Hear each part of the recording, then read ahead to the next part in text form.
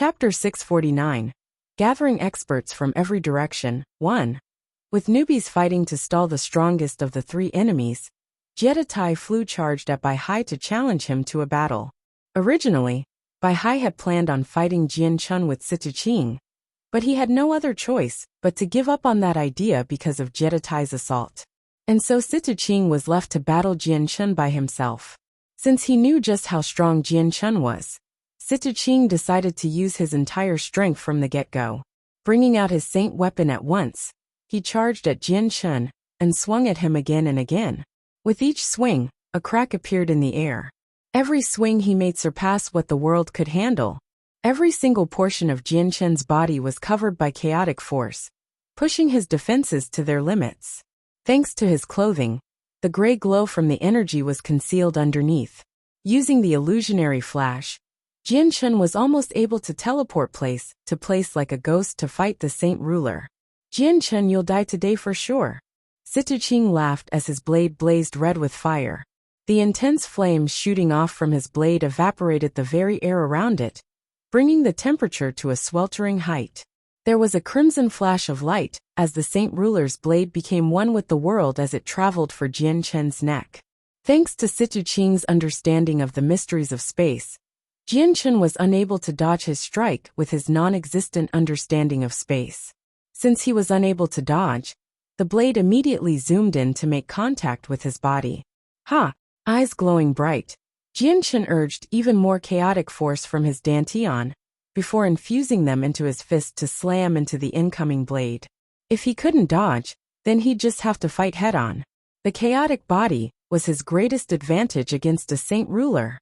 Bang! Both of Jian Chun's fists made contact with Situ Qing's weapon, causing an immediate whiplash of energy to break out and quake the area around them. Jian Chun had not come out unscathed.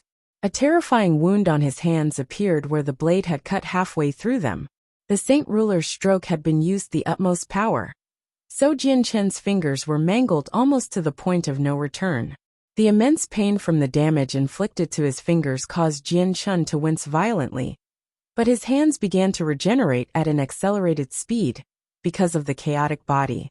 In just a moment's time, a third of the wounds had healed up, and the bones themselves had started to fuse together. A powerful boost had been granted to Jian Chun following the synthesis of the chaotic force and body. This boost was an obscenely powerful regenerative force. With how fast he could regenerate and heal his wounds, he was practically untouchable to the world. Jian Chun, let's see how long you can last, Situ Qing hatefully spat. Unsurprised that Jian Chun could handle his attack, Situ Qing struck out again with his saint weapon. On the other side, the immensity that was Newbie's body coiled around the entire area where the poorly dressed Wuxia was, leaving everyone else unable to see what was happening inside. Bang! Bang! Bang! Bang! One after another, a series of muffled blows exploded from within, reminiscent to the sound of a beating heart. Following these blows, Newbie's entire body seemed to give a violent shake. Ta! As if lightning went off within Newbie's body, another burst of sound could be heard. The shock wave from that blast rippled past and out around Newbie's body, cracking the ground beneath. The golden prison that was Newbie's body suddenly spanned across the sky like a long golden rope, or a ribbon with a shiny luster. As soon as the prison was beaten away, a gray wisp of poisonous smog was exposed to the world. Almost like how a dragon would move, the smog billowed in every direction, mixing the air with its poisonous miasma. Soon enough, the air was dangerous to breathe in while the radius of the miasma continued to increase. The poison of the golden-striped silver snake was extremely potent. Even Jiedatai, Bai Hai, and Situ Qing, who were fighting far away from newbies, felt lightheaded after breathing in the noxious fumes. Only Jian Chun remained unaffected. The poison of a golden-striped silver snake is as strong as the legends say, the blue-robed elder said, using a serious voice. Each of the three fighters immediately stopped breathing and consciously avoided the area where the poison had assimilated into the air. Many of the people in the city below had already breathed in the miasma by accident. Those people promptly fainted from its effects. The previously clamorous city down below instantaneously became as still as a ghost city, The streets were filled with people who had fainted from the poison, and only those who had reached the Earth Saint Master realm managed to withstand the poison to some degree. Even then, their bodies swayed slightly where they stood, looking as if they would fall in any second. Bai Lian and you were the only ones that were not yet Earth Saint Masters within the palace, and thus had promptly fainted on the floor. Only 100 Earth Saint Masters were in the palace, each and every single one of them tightly clenching their noses. From what they knew so far, the poison would only affect them if they breathed it in. Tai Ta was the only exception to this scene. He was the only one that stood there with a vacant stare at the skybound battle up above. It seemed as if the poison assimilating through the air was completely harmless to him. Idiot! What are you so dazed about? There's poison in the air. Hurry up, cover your face. Ming Dong urged him. An antidote appeared in his mouth before he ate it, but it served no use. Taking a deep whiff of the air, Tai Ta gave a questioning mutter. Is there really poison? I don't feel anything now, but just to be safe, he clenched his nose shut like the others. In the sky, Nunes was still in his snake form. He extended his jaws and began to take in a huge breath of air. Quickly, the poison that was in the area began to fly toward Newbie's mouth, and in no time at all of the poison was completely gone from the area. With the poison gone, Wuxia could be seen again in clear sight. His eyes were closed shut, and his face was a lot more ashen than before. The poison had affected him heavily, and a black wisp of smog could be seen spiraling up from his body. It's no wonder you're called an ancient beast from the past with a poison like this. Your reputation isn't an empty one. I can bear witness to that. Wuxia's eyes opened to reveal completely white eyes devoid of any poison. A crimson light danced across Newbie's eyes as he glared at Wuxia. His jaws opened wide to hiss out. Old one, the poison from the great Newbies cannot be so easily neutralized. The great Newbies might not be able to kill you, but let's see if you'll be able to do anything else with me here. With the final word being hissed out, Newbies and Wuxia began to fight with one another again. A smog of poison continued to obscure their battle. Jiedatai had been fighting the blue-robed elder quite passionately as well. The two of them continued to strike at one another with powerful blows that felt as if they could split apart the world. Since he was up against a saint ruler 2 heavenly layers stronger than he was, Jiedatai couldn't afford to hold back. He struck with all that he had whenever possible. On the other hand, his opponent was fighting with the utmost ease, as if there was no pressure at all. Each heavenly layer that separated a saint ruler from another was extremely massive. A deficit like that couldn't be made up easily, unless one was an ancient beast like Newbies. The battle between Jianchen and Situqing had been especially bitter for Jianchen. Each blow from Situqing was infused with the powers of space, so that Jianchen was left unable to dodge it. After such an extensive battle, Jianchen had sustained many injuries, and his clothes were stained with his blood. But despite the bad state he was in, his fighting prowess hadn't weakened in the slightest. If anything, the battle had served to empower him and make him fight even harder. The indomitable force that was Jianchen astounded even Situqing. Trying to kill Jianchen was as hard as killing a cockroach, and 100 times harder than killing a dragonfly. But Situqing was still sure that he could kill him. Bai Hai, stop wasting your time with him and lend me a hand here. We need to kill Jianchen. Situqing implored Bai Hai. He desperately wanted to kill Jianchen today, and would need the 5th heavenly layer saint ruler to help him. The blue-robed elder nodded his head after hearing Situqing's request. While he was battling Jiedatai, he had been taking careful notes of the fight between Jianchen and Situqing, so even he was extremely shocked by Jianchen's fortitude. Without any more misgivings, the blue-robed elder launched an all-out attack against Jiedatai. Thanks to the large difference in strength between the two, only a few more exchanges were needed before Jiedatai was dealt a devastating blow to the chest, sending him flying to the ground below. Without Jiedatai to stop him, the blue-robed elder didn't hesitate. He immediately speeded toward Jianchen. The power of the world began to congregate in his hands as he delivered a palm strike to Jianchen's chest. Even Jianchen felt himself grow grim at the powerful energy in that palm.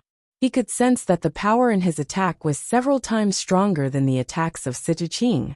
It was very possible that his chaotic body would be unable to withstand it. Brother Jianchen, Huang Tianba, have come to help you. At that moment, a loud but elderly voice boomed from the far horizon. During the next second, a white figure sped over to them at an incredible speed. Chapter 650. Gathering experts from every direction too. At the most crucial moment, the patriarch of the Huang family came speeding forward. A wave of energy washed over the entire area, with so much pressure, it seemed to freeze the entire place. The fist of the blue-robed elder stopped just barely an inch away from Jianchen's chest. Turning his head, the elder looked at the incoming person with narrowed eyes. Blast it all! I didn't think that Jianchen would have such a powerful amount of assistance. Situ Qing wailed bitterly. The incoming person had an aura that terrified even him. This person was stronger than he was. This person is equal to me in strength as a 5th heavenly layer saint ruler. Situ Qing, it seems like you'll have to deal with Jianchen yourself.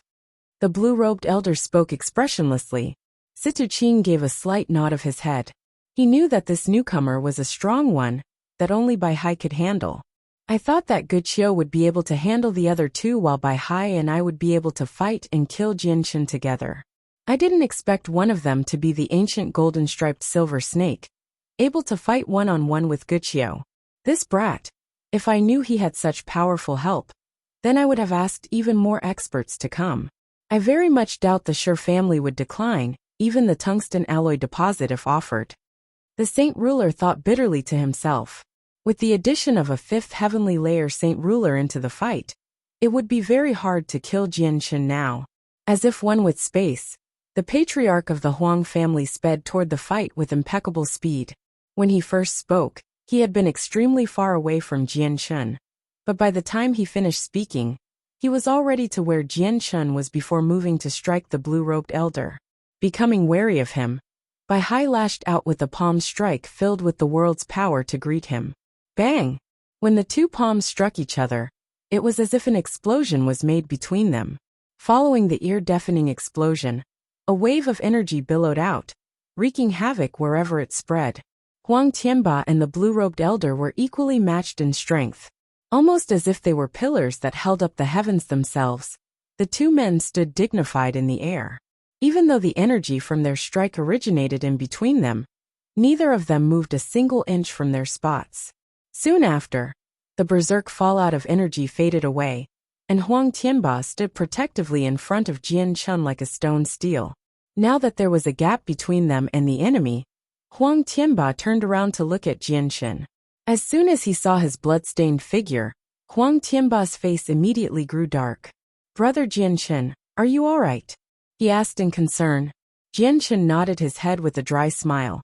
It was fortunate that Senior came hurrying over. Any later, and I'm sure this junior would have been in trouble. As long as you're fine, that's good, Brother Jianchen. Hurry up and heal from your wound. Let me deal with this.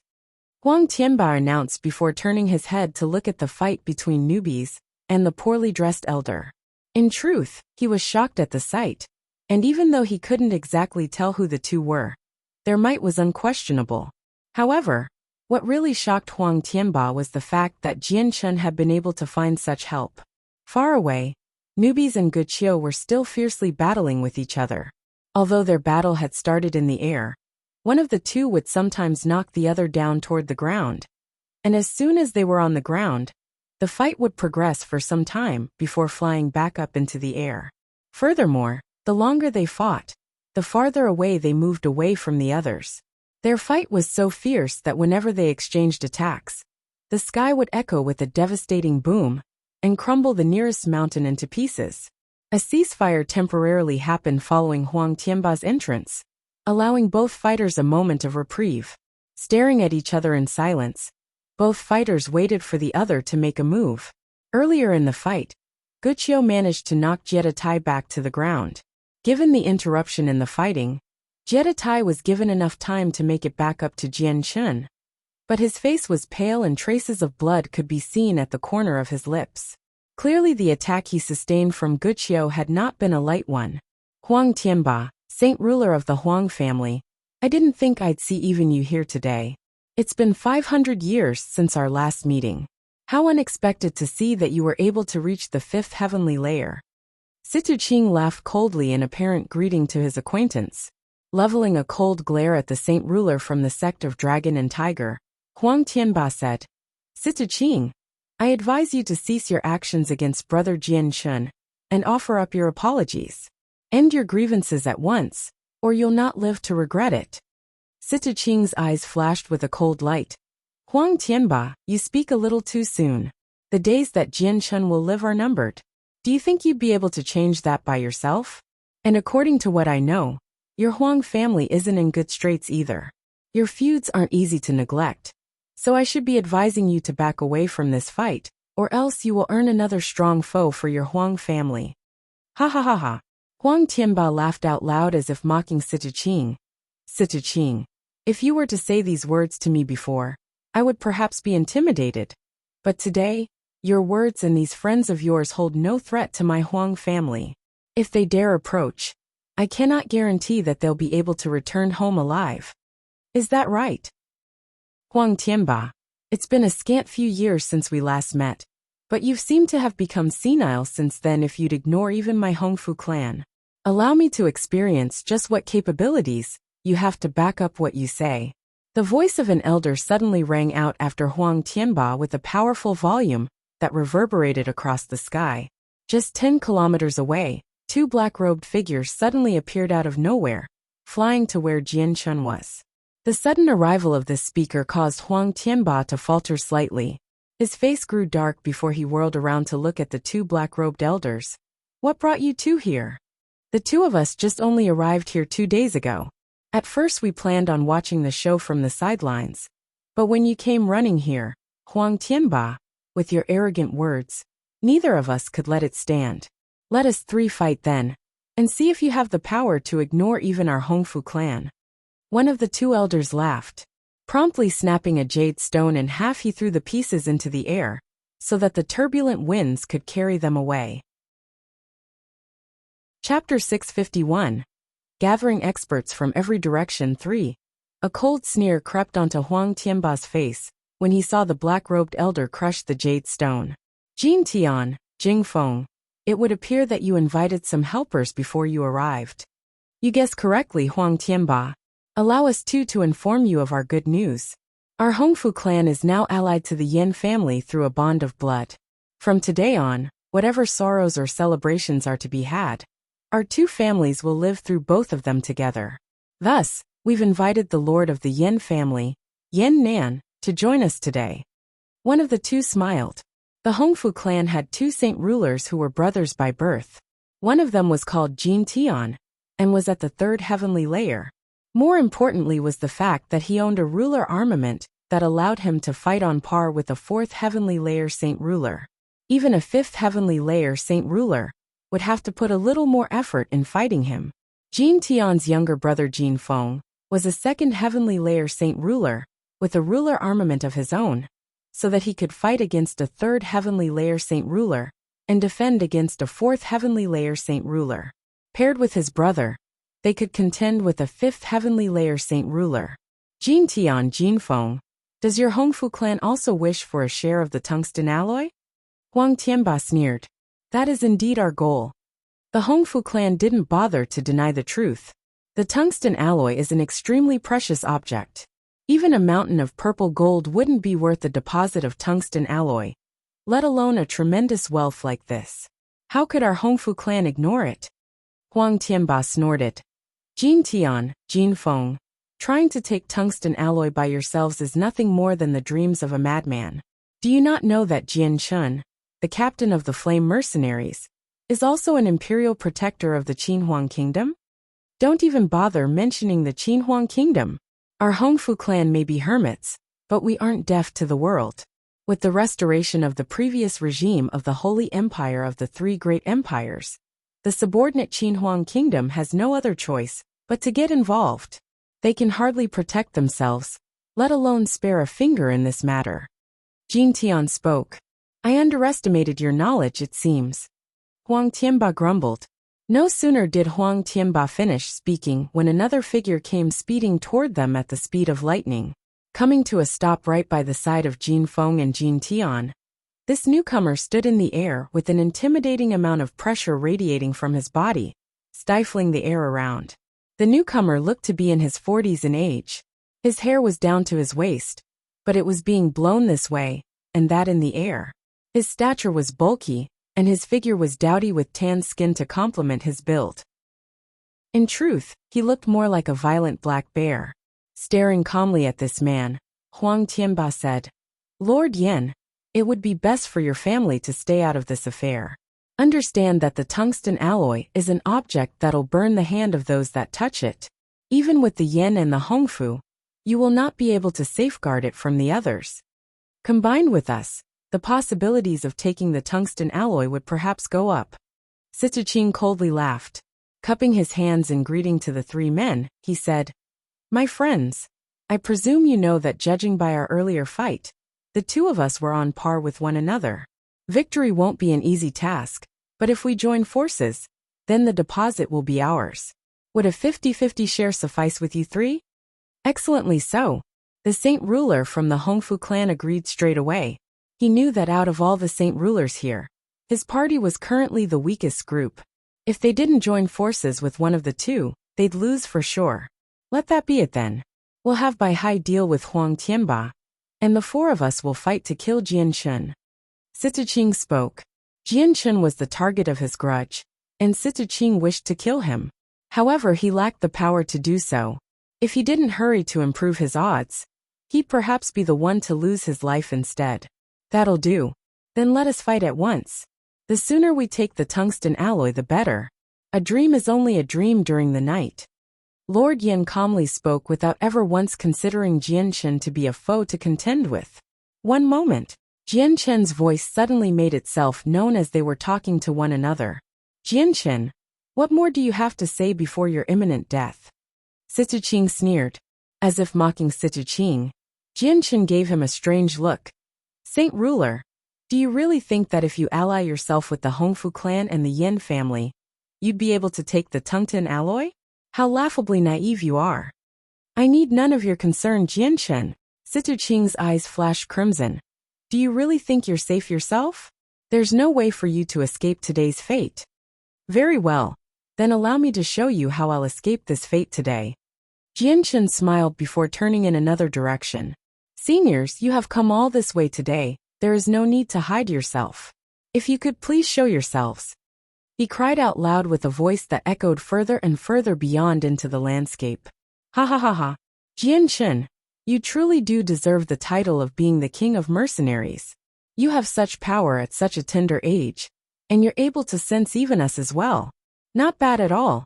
You are a praiseworthy one." An elderly voice replied to Jian Chen, with an equally loud volume. Then just 10 kilometers away, two figures in white materialized into the world, but following their arrival, another three elders suddenly made themselves known as well. Originally ecstatic with the chance of being able to win, Sitsuqing's joy plummeted as soon as he saw these 5 men appear out of nowhere. Even the 3 Saint Rulers from the Hongfu clan and Yin family grew stern as well. The arrival of these 5 changed the battlefield drastically. "Everyone, we've seen our fill of entertainment. Let us all reveal ourselves then." One elder smiled as he addressed the empty air around him. One by one, figures began to appear out of nowhere throughout the area. In a short few moments, over a dozen unknown figures filled the sky, and all of them were Saint Rulers. They had been watching the fight since the very beginning, but they had managed to hide themselves thanks to a secret method. Thus, they stood a few dozen kilometers away to watch. By now, Sitsuqing's face had grown as dark as a shadow. He couldn't see through the strength of a dozen of these newcomers, meaning that they were all Saint Rulers of the 6th heavenly layer, at the very least. Even newbies and Guqiu ceased their fighting with so many people appearing out of nowhere. Sensing the strength of these figures, even they grew tense. Reverting back to his human form, newbies flew back to Jian Chen with a cursory glare at the figures around them. "There's trouble. Many of these individuals are 6th heavenly layer Saint Rulers. One of them is even a 7th heavenly layer Saint Ruler. I cannot help you with this, Jian Chen." A slight fluctuation occurred over Jian Chen's face, but he remained calm to say, They're for sure after the tungsten alloy. What a hot item this tungsten alloy is to attract so many strong individuals. But still, there's no need to worry. We aren't easy to bully. Correct, there's nothing to fear. Huang Tianba folded his arms over his chest and laughed. Newbie's eyes shined brightly for a few seconds when he saw just how confident these two were. But he said nothing. On the other side, the ashen-faced Guqiu arrived back at Sita-Qing's side. Sita-Qing, the situation isn't looking very well. Sita-Qing nodded his head slightly, but when he saw the pigment of Guqiu's face, he hurried to say, Guqiu, you should hurry to flush the poison out of your body. With the strength of the poison of a golden-striped silver snake, even a third heavenly saint ruler would be able to fight you. Nodding, Guqiu closed his eyes and started to prepare the process of detoxifying his body. By now, all of the experts had convened together. One of the elders cupped his hands in greeting to Jian Shun. I am Mo Ziming, Grand Elder of the Divine Sword Sect, and this one to my side is Jian Su. We are pleased to meet you, friend. This junior greets his seniors. Jian Shun returned the greeting as well. Divine Sword Sect? I didn't believe that even they would come. The Divine Sword Sect has existed for tens of thousands of years, an age longer than even the ancient clans. Huang Tianba remarked in shock. Even Jian Shun had to look at these two individuals in a new light after that. We are from Baihua City. Brother Jian Shun, I am Bai Yan. An elegantly dressed man cupped his hands and saluted him gracefully. One by one, the individuals gathered around the area began to introduce themselves to Jian Shun. All of them had extremely powerful individuals as patrons, and were thus a part of an extremely strong group. Two of them were from groups stronger than the most ancient clans, and one of them was a saint ruler of the 7th heavenly layer. That alone was enough to match an ancient clan. Despite their extremely lofty statuses, they treated Jian Shun with the utmost respect. Prior to their entry, each one of them had made their inquiries on Jian Shun. Therefore, they knew a decent amount of information. Now that he was comparable to a saint ruler in strength, it was enough for them to speak as equals, being courteous to a genius with limitless potential. Unless there was absolutely no choice, none of them wanted to make Jian Shun their enemy. Seniors, if my guess is correct, you all must be here for the tungsten alloy. Jian Shun spoke. Quick to the point, I see. Then we won't mince words either, brother Jian Shun. Your guess is correct. Our Baihua City came here today for the tungsten alloy. We hope that brother Jian Shun will resign yourself to part with 20% of the deposit. Naturally, we won't mistreat you. This will be an extremely beneficial trade to the both of us. The graceful-looking Bai Yin spoke. Our Divine Sword Sect wishes to trade for the tungsten alloy as well. Similarly, we hope that brother Jian Shun will be fine with trading 20% of the deposit to us. The Grand Elder Mo Ziming opened his mouth to speak. Our Nine-Yang School. Shortly afterward, the groups began to offer out their prices in hopes of taking a part of the tungsten alloy. Each one of them had originally planned on taking the tungsten alloy by force, but with how chaotic the situation was with so many forces gathering, no one would be able to monopolize it all. So thus, they would have to change their plans. Jian Shen's face had grown dark after listening to everyone's offers. Every one of them wanted 10 or 20% of the deposit. While that wasn't a big amount individually, there'd be none left for him if he were to divvy it up like that. And that would not be worth it at all. Suddenly, a melodious voice made itself known. He, little brother Jian Shen. It's been a few years since we met, yet you've changed so much. Perceiving this change has left this sister awe shocked, you know. Chapter 652. Tianmu Clan. This familiar voice alarmed Jian Shen. Whirling around with a startled expression, Jian Shen could see another 3 figures flying through the air. The most eye-catching figure was the young woman in between the 2 other figures. From appearance alone, she looked to be in her 20s at the very oldest. She wore a red robe with an equally red ribbon tied at her waist in a pretty-looking bow. Her appearance was almost as if she was a seductress stepping straight out of a painting. Her white jade-like arms were exposed to the sun, making them look illustrious and resplendent, and combined with the beautiful slender white legs that were also exposed, she was a living example of a woman that could seduce any man that looked at her. Her appearance was without a doubt a being of beauty that could bring a country to its knees. But compared to Yu or Huang Luan, this woman was still clearly lacking. However, even if she did, she possessed a rare kind of beauty. The womanly charm that exuded from her body was of a superior degree in comparison to Yu or Huang Luan, however. Right beside this woman was an elderly man and woman. The both of them wore simple clothing, and from how they appeared, the two of them looked to be a married pair. "Tian Muling, it's you," Jianchen remarked. He was shocked. This woman was one of the few outstanding youths that participated in the gathering of mercenaries. He, little brother Jianchen. How unexpected that you remember me. I feel quite happy about that. Tianmu stared at Jianchen full of interest. Her right hand touched her lips as if to hide a small laugh. Little brother Jianchen, it's been a few years now. I never would have imagined that you'd reach such heights. It's hard to believe that you could fight even a saint ruler now. But this young lady has nothing but the utmost respect for you now. Looking down at his blood-soaked clothes, Jianchen forced out a smile. Tian Muling, spare me your sarcasm. While I can fight a saint ruler, I've done nothing but take a beating from them. Pealing with laughter, Tian Muling said, Little brother Jianchen, you might as well throw your lot in with this older sister. I can protect you. And even though my strength is weaker than yours as an Earth Saint Master, this older sister can guarantee that no saint ruler will bully you. Jianchen's heart skipped a beat. According to what she was saying, he could guess that Tian Muling's clan was most likely so tremendously powerful that even these people gathered here today were of no importance to them. Curious, Jianchen glanced at the two elders beside her. Just inwardly, he remarked to himself that these two elders surely had to possess an extremely terrifying strength. Blast it all, what bad luck we have. Why are such strong humans coming out one after another? That elderly male next to that young female stands at the zenith of the Saint Ruler realm. Only one more step is needed for him to enter the Saint King realm. And that elder female is at the 8th heavenly layer.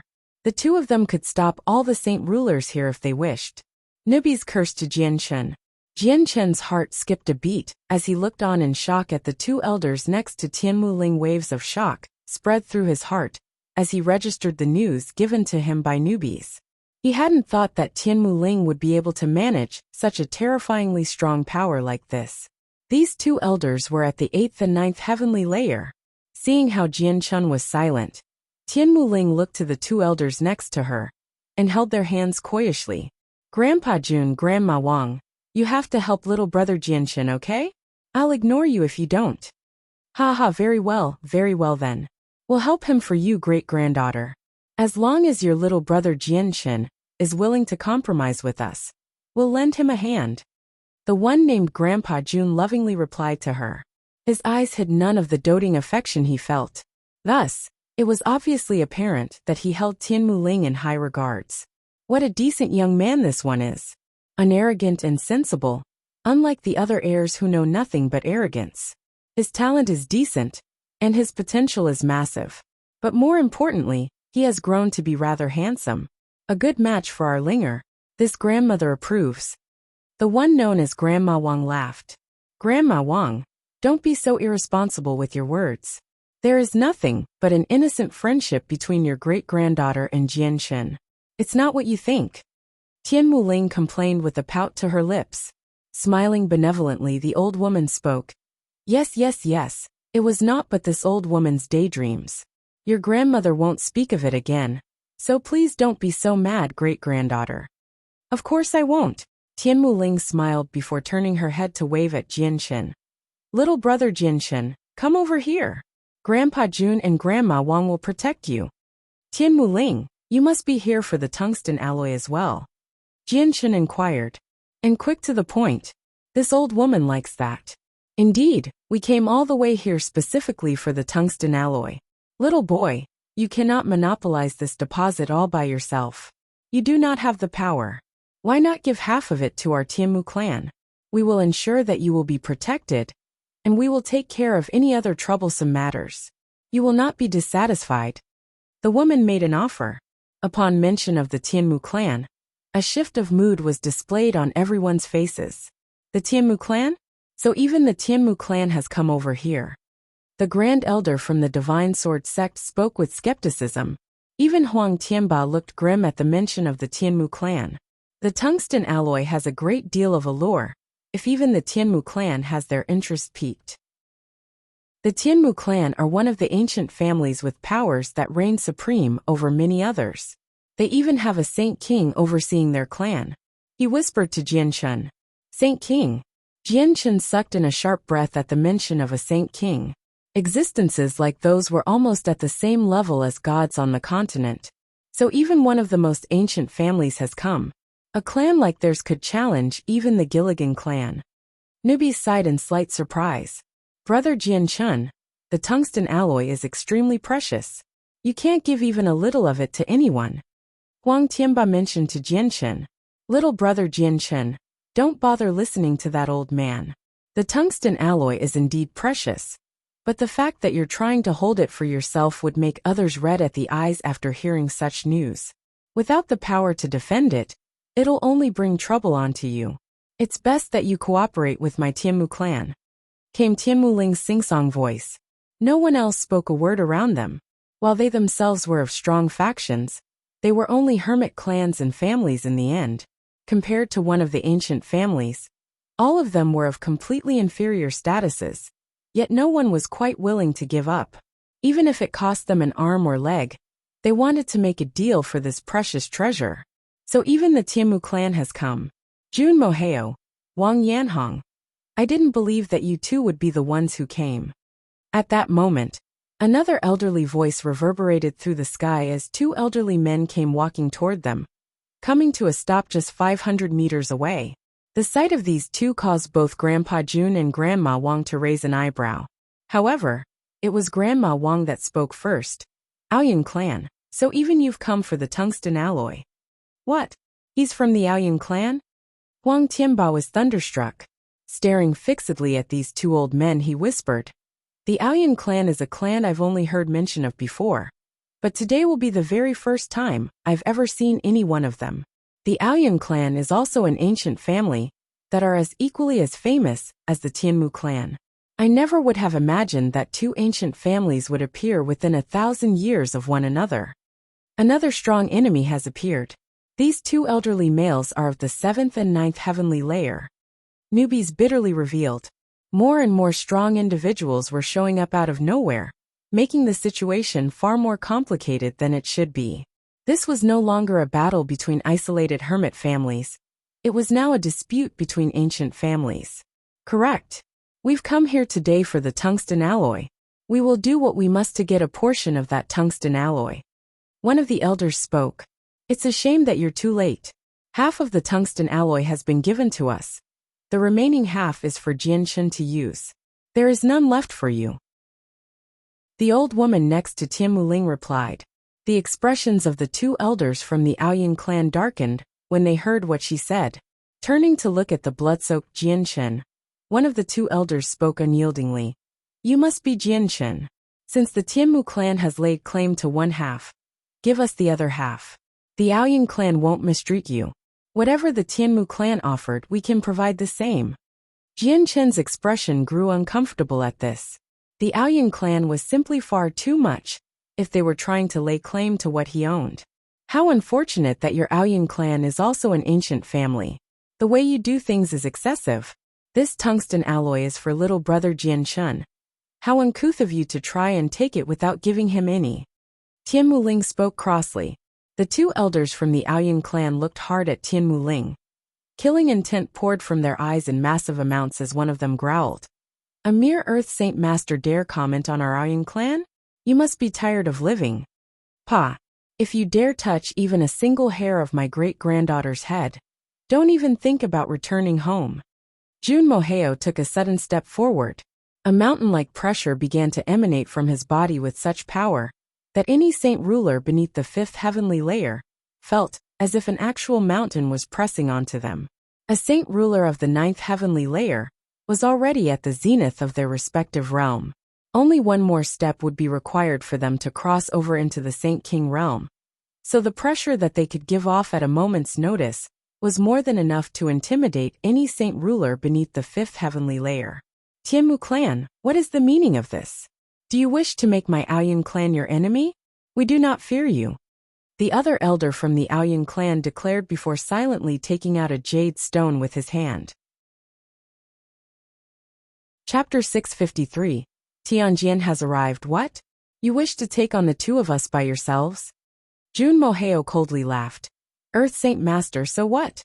If you dare bully my great-granddaughter, your bodies will remain behind here forever, so I declare. Even the helper that you plan on calling will meet their demise. The two figures from the Aoyun clan had ugly looks on their faces. A mighty seventh heavenly layer was being humiliated and given no respect at all. But with how strong the enemy was, they had no choice but to accept their bitter fate.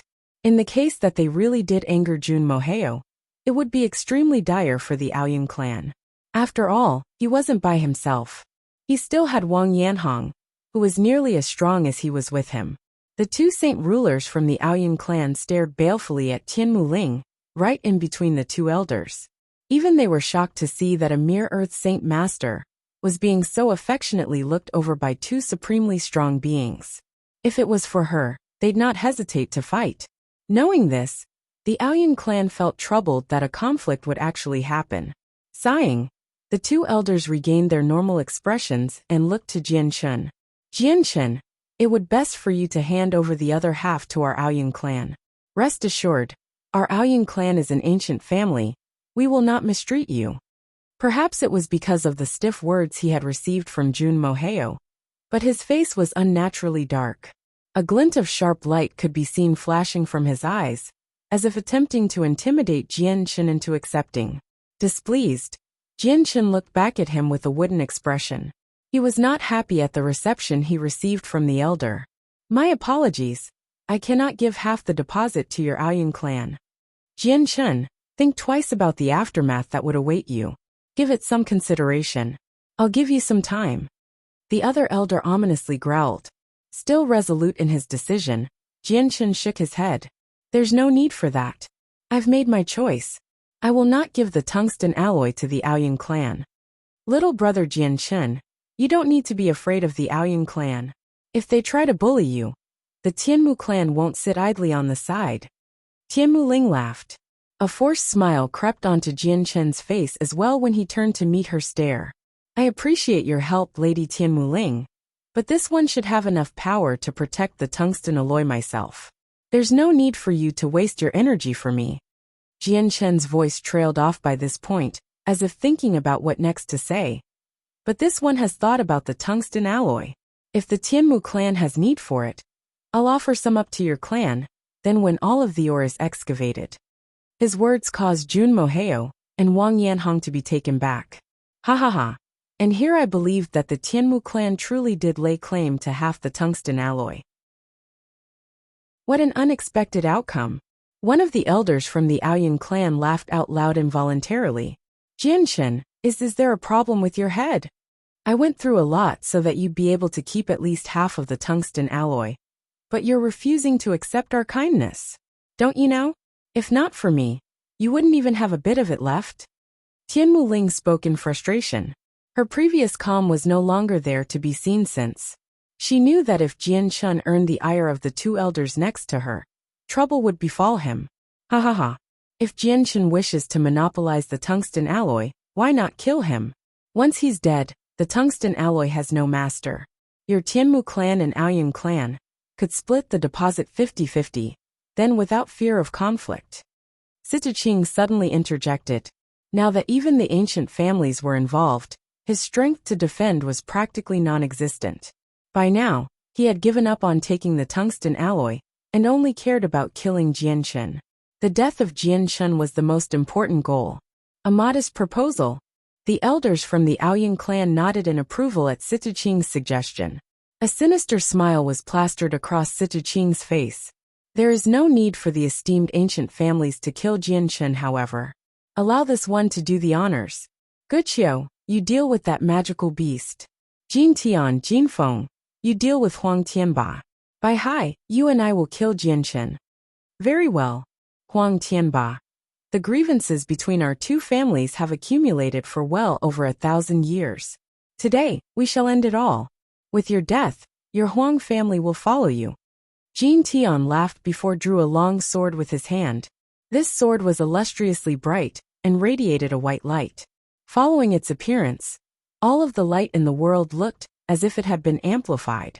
A tremendous wave of energy gushed out from the sword, as if a sleeping beast had finally awoken. Even the atmosphere felt rather docile around them, as if cowering in fear. "A ruler armament," Jeditai cried out. "A ruler armament." Jianshen's heart skipped a beat as he stared hard at the long sword in Jin Tian's hand. This ruler armament was considerably larger than his old light wind sword, but it was still similar for all intents and purposes. Since it was a ruler armament, it'd be able to take in chaotic force without breaking. His heart refused to calm down. Even as he looked at the long sword, he could hardly contain the coveting look in his eyes. "I must take this ruler armament no matter what." Jianshen nearly howled to himself. His hands clenched together in excitement. Finding a ruler armament that matched him was not an easy task at all. A 5-meter-long spear appeared in Jin Feng's hand. This spear exuded an impeccable energy from it, befitting a ruler armament. The two saint rulers of the Hongfu clan were wielders of ruler armaments. Guqiu had already taken the chance to lunge for newbies. With newbies obstructed, Situqing and Baihai were free to chase down Jianshen to try and kill him together. Choosing to hide their hands in their sleeves and do nothing, the two elders from the Aoyun clan stood off to the side. They planned on letting Situqing kill Jianshen for them, so that no master could lay claim to the tungsten alloy. From there on, the Aoyun clan and Tianmu clan could split the deposit without fear of conflict. "Grandpa Jun, Grandma Wang, you have to help Jianshen. He's no match for those two." Tianmu Ling pulled at their robes as she tried to plead for assistance. "Dear great-granddaughter, this can't be blamed on your great-grandpa or great-grandma. We wanted to help him, but he decided to try and take the tungsten alloy all for himself. Let him reap the consequences of his own actions then." Jun Moheo explained. Tianmu Ling could only let out a sigh of regret at that. From this point on, she knew that there was no way that either of the two would help him. Jianshen prepared to die. On the other side, Situqing dove straight for Jianshen. With the help of Baihai, Situqing was now more than capable of killing Jianshen. Suddenly, the space around Jianshen suddenly froze up, locking both Jianshen, Situqing, and Baihai in place. Then the space to Jianshen's side began to intensely ripple with energy. The very next second, a space gate opened up to reveal a white-robed middle-aged man. He walked out to stand right next to Jianshen. There wasn't an extraordinary amount of energy emanating from this man. He resembled an ordinary man, but despite that, everyone could tell that his very person was one with the world. It was Ming Dong's uncle, the Grand Elder of Mercenary City, Tianjian. Jianshen pays his respects to Senior. Upon seeing this man, Jianshen immediately assumed respectful posture. Tianjian's appearance wasn't unexpected to him, since he knew that the patriarch of the Huang family had notified him with a jade stone. Huang Tianba pays his respects to Senior. Huang Tianba adopted the same respectful posture as well. Chapter 654. Precursor to arrival. The sudden appearance of Tianjian shocked every single saint ruler in attendance. Every single faction could hardly keep their own emotions in check, as they gaped at Tianjian in absolute shock. Opening a space gate into the world itself was a feat only a saint king could do.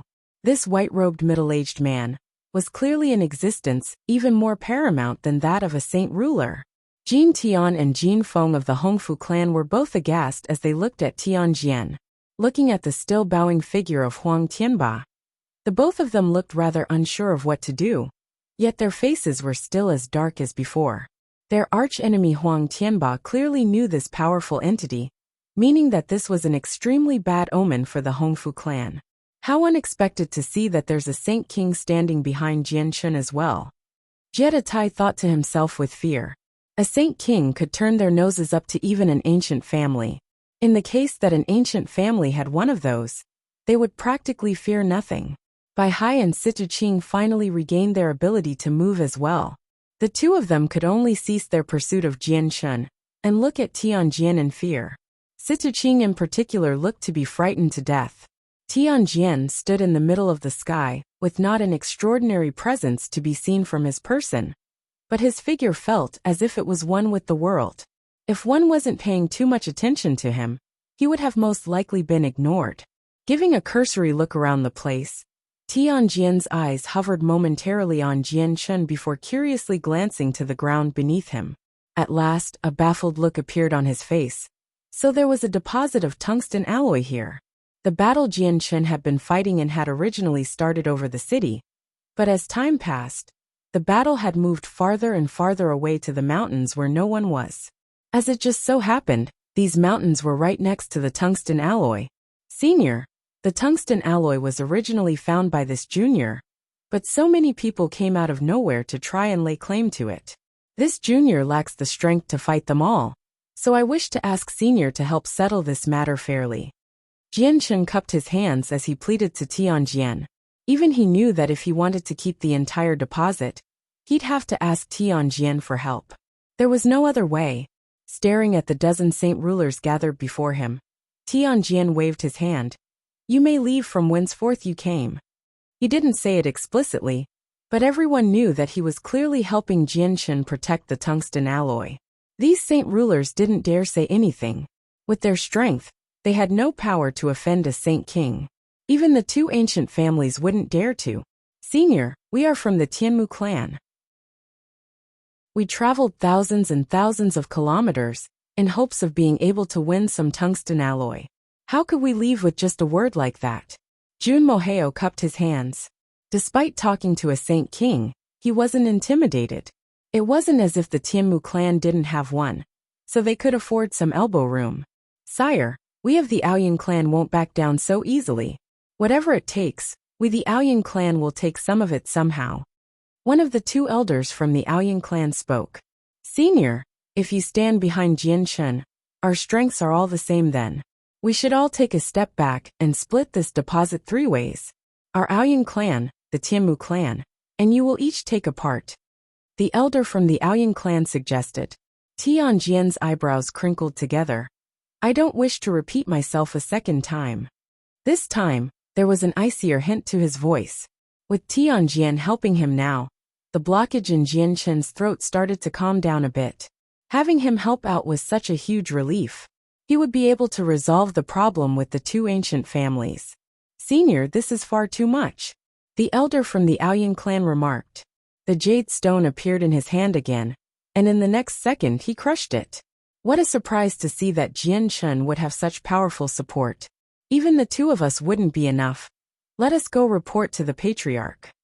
Wang Yanhong whispered. That seems like the only option left. Jun Moheo nodded his head. A jade stone appeared in his hand as well, and along with the Aoyan clan's elder, he crushed it to notify the individual from their clan. Saint Kings could tear apart the space to travel inexplicably long distances at a moment's notice.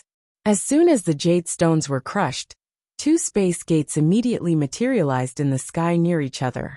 Even before they could step through the space gates, a tremendous aura could be felt. Like a terrifying beast from the ancient past, their auras were extremely intimidating and froze the atmosphere. Even the air itself seemed to stop its turbulent spread, and the dozen saint rulers felt as if the breath in their throats suddenly refused to go down. The comparatively weaker 2 saint rulers from the Hongfu clan and Jeditai were especially affected by this pressure, so their faces were extremely pale. Even Jianshun himself felt his body unable to move, as if the world had been turned into a prison, where he was denied any movement. Chapter 655. Tianjian's strength. Thanks to the space gates that opened up in the fabric of the world, the Saint Kings of the Aoyan clan and the Tianmu clan arrived. Although they were also Saint Kings, the Saint Kings of the Aoyan and Tianmu clan would made their entrance far more impressive than Tianjian. The pressure that accompanied their arrivals was far beyond what Tianjian's ordinary presence was. A white-robed and another gray-robed old man walked out of their respective space gates. Both of them looked to be in their 70s and had eyes that shone with the brightness of a sea of stars. If one were to look at their eyes, it'd be possible that they'd be lost in them. The two of them stood right in front of their respective families, and their elderly bodies looked as if they were immortal figures that would never die. Practically anyone that looked at them felt a strange mystique wash over them, as if feeling that the world had recognized these figures as the strongest. We pay our respects to the Lord. We pay our respects to the Grand Elder. The elders from the Aoyunu and Tianmu clan both bowed their figures down to the waist toward the two Saint Kings respectfully. Shortly afterward, they began to recount a detailed explanation of what was going on. By now, all of the saint rulers gathered here from the other parties had moved far away. Each one of them had given up on the idea of taking a part of the tungsten alloy for themselves. There wasn't even a point to even think about it now, with the ancient families taking part in this affair, and two more Saint Kings joining the fray. It had long since become a battle they couldn't participate in. The two Saint Kings came to a quick realization of what was going on. They quickly turned to look at the white-robed Tianjian, who was still standing there, without a care in the world. "Sire, who might you be?" the Saint King from the Tianmu clan asked respectfully. Despite him being unable to see through Tianjian's strength, he didn't exactly fear Tianjian either. All Saint Kings could hide their strengths, making it hard for others to tell just how strong they were in general. "I'm nobody important. This tungsten alloy isn't yours. Go back home," Tianjian plainly responded. From the way he talked, it was plain to see that he didn't see these two Saint Kings as a threat. Tianjian's words caused the Saint King from the Tianmu clan to darken in the face. His cavalier words demonstrated that he cared not that a Saint King was in front of him, thus angering the Tianmu clan's Saint King. Furthermore, Tianjian's tone was very monotonous, but his words were commanding by telling the two clans to return home. This was a direct slap to the faces of both the Aoyun clan and the Tianmu clan. From far away, the dozen hidden saint rulers all gave each other strange looks. They were all trying their best to guess Tianjian's strength and identity, who he was. Throughout the entire continent, there weren't many that could easily dismiss two ancient families and speak so rudely to them at the same time. The Saint King from the Aoyun clan grew solemn as well. Glaring at Tianjian, he spoke. "Sire, you are audacious. Telling us to go back home with just a single sentence? Do you think that you can fight the Tianmu clan and the Aoyun clan by yourself?" Folding his hands behind his back, Tianjian replied, "I don't wish to fight you, but it seems that if I don't, you two will not go away." "How arrogant! Sire, if you are so confident in your own skill, then allow this elder to bear witness to it." The Saint King from the Aoyun clan sneered before a condensed amount of world force began to form around his palm. With frightening speed, he flew toward Tianjian, with a fist ready to punch. World force was the energy that a Saint King could wield. Compared to Saint Force, World Force was far stronger. It was incorporeal since it was an energy made of nothingness, but its strength was extremely potent. Still standing with his hands behind his back, Tianjian made no sign of moving. Instead, a bright gleam of golden light flew forth from his eyes and shot toward the Saint King with frightening speed. The speed in which the golden light was traveling was incredibly fast. It easily pierced through the world force and dispersed it without a problem, before continuing toward the Saint King without slowing. PFT. The beam of golden light struck the chest of the Saint King and tore through him, as if he was made of tofu. The next moment, a small cavity the size of 2 fingers could be seen in his chest. 2 rivers of blood flowed forth from the wound that the Saint King sustained. Looking at the 2 wounds in his chest, the Saint King was astounded and could only look on in disbelief. The eyes of the Saint King of the Tianmu clan were as wide as copper plates. He could only stare at the chest of the Saint King of the Aoyun clan, as blood continued to drip from it. Like everyone else, he was astounded as well. The saint rulers who were all looking at the fight were tongue-tied. Floored by the sight of this wound, not a single one of them could believe their eyes. Everyone was simply thunderstruck. Despite it happening right in front of their eyes, everyone just had to doubt themselves. A mighty Saint King had been easily injured right in front of them. "Gigiari Grand Elder, are you all right?" One of the 2 saint rulers was quick to respond. Flying to the Saint King, The faces of the saint rulers were especially white as they stuttered out a question. Their grand elder was a supreme saint king. Through the eyes of the continent, these beings essentially stood on top of all. To be easily injured by someone who may as well be blowing dust off his shoulder was a mind-blowing event. It felt as if the Saint King hadn't heard either of the two. He could only stare at the seemingly ordinary-looking Tianjin in shock. Who are you? Fear filled his voice as he spoke. He knew he couldn't treat Tianjin with the same arrogance as before. Even the Saint King from the Tianmu clan withdrew his aura, looking at Tianjin in fear. Even he found it hard to believe that a tremendously powerful entity, like a Saint King, would be so easily injured by another. Newbies and Jeditai were stunned as well. Both of their faces knew only terror from the startling reveal of Tianjin's strength.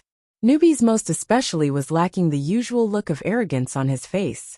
Huang Tianba looked to Jeditai and Newbies and said, "This is the Grand Elder of Mercenary City. Hurry up and pay your respects." Although he was speaking to the two of them, Huang Tianba didn't bother to hide his voice, so all the others heard him too. "What?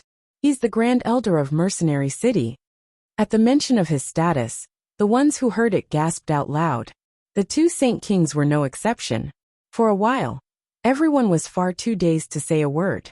Not a single person made a move either. But then, one of them bowed his head down to Tianjin. "This junior pays his respects to the Grand Elder. This junior pays his respects to senior."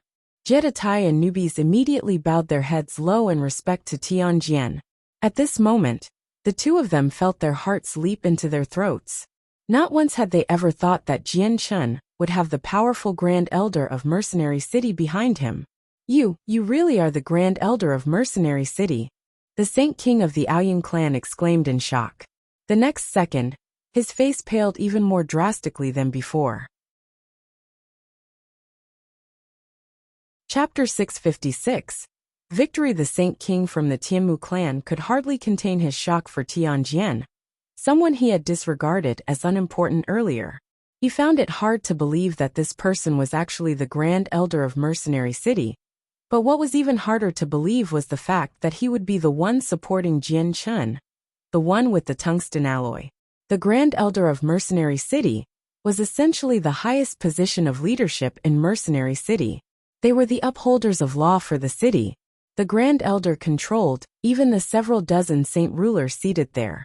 Thus, the Grand Elder was without exception someone the heads of the ancient families couldn't even be compared with. Not only was Mercenary City an incredibly strong faction, the Grand Elder himself had reached a terrifyingly strong level of power. In front of him, the Tianmu and the Aoyang clan were essentially powerless. But just how? How does Jian Chun and the Grand Elder of Mercenary City even know each other? Tianmu Ling looked at Jian Chun in a daze. Despite being an Earth Saint Master, she was part of an ancient family. Her knowledge of these matters was far better than the normal person, so she knew just how important the Grand Elder of Mercenary City was. It was akin to being the absolute leader of the entire continent. AI. Jun Moheo regained his calm composure relatively quicker than the others with a sigh. How unexpected that he would invite the Grand Elder of Mercenary City. Let us cut the games. The only ones that could possibly fight Mercenary City would be the legendary Guardian clans.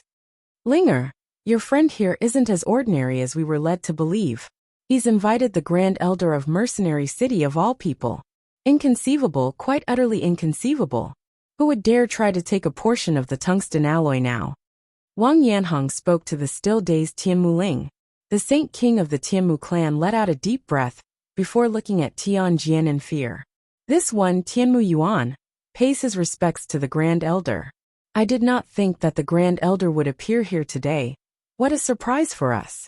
If there has been any offense committed by my Tianmu clan today, then I hope that the Grand Elder will find it in himself to forgive us. This time, the Saint King's words were far more docile in nature than before. There wasn't any more arrogance, and even his aura was more subdued. In front of the Grand Elder of Mercenary City, Tianmu Yuan didn't even have the right to be arrogant. No worries. As long as you give up your desire for this tungsten alloy, then there will be no problem. Tianjin stated. Then, as the Grand Elder says, our Tianmu clan will no longer wish for any bit of the tungsten alloy. We'll be making our leave then. Tianmu Yuan replied. He then gave Tianjin his goodbye, and by opening a space gate into the world, he, along with the other members of his clan, left the area. Grand Elder, this one has been disrespectful to you. I hope the Grand Elder will find it in his heart to allow this one, Aoyan Qingping, to offer up compensation. The Saint King of the Aoyan clan was completely submissive as well. He gave a deep bow to Tianjin since he knew that he was in a tight spot. Even if Tianjin forgave him, the fact that he and the Aoyan clan had committed an offense toward Tianjin would be known to everyone. It was the Grand Elder of Mercenary City that he offended. Out of all the people on the continent, Tianjin was one of the few that could not be offended. Go back from whence you came. That is the last time I will repeat myself. Tianjin spoke calmly. He didn't seem to hold any emotion at all in his words. Yes, my Aoyan clan will leave straight away. We will definitely give up our involvement with the tungsten alloy. The Saint King hurried to respond before taking his clan with him through a space gate he made. In the blink of an eye, the two Saint Kings, who had arrived with a thunderous entrance, made a hasty retreat in defeat. Now that they were gone, the only ones left were the several hermit clans and saint rulers, such as Situqing and the others. Honorable Grand Elder, our Divine Sword sect will no longer partake in this affair either. Honorable Grand Elder, we of Baihua City will no longer interfere with the tungsten alloy affair. Soon after, many of the hermit clans and schools began to pledge their non-interference with the tungsten alloy. With the Grand Elder there, and the strongest ancient families gone, they had no other choice. After experiencing this, they were all now fully aware that the captain of the Flame Mercenaries, Jian Chen, was an individual they could not be offended under any circumstances. Although his strength wasn't necessarily at a level where he could fight them, the mountain that was his patron stood at the very top of the pyramid of the continent. This time, Jian Chen now had a name even among the hermit clans and families. This resulted in each of the saint rulers bidding a friendly farewell to Jian Chen before leaving. Situqing and the others each revealed hard looks on their faces. None of them could have imagined that their plans would change so drastically. The Grand Elder appearing out of nowhere had thrown a wrench into their plans, and now Situqing and the two saint rulers from the Hongfu clan were scared to pieces. Why are you all in a daze? Hurry up and run. Situqing had been the first to respond, snapping the others out of their confusion. Turning to run away, they quickly traveled several hundred kilometers at the fastest speed they could muster.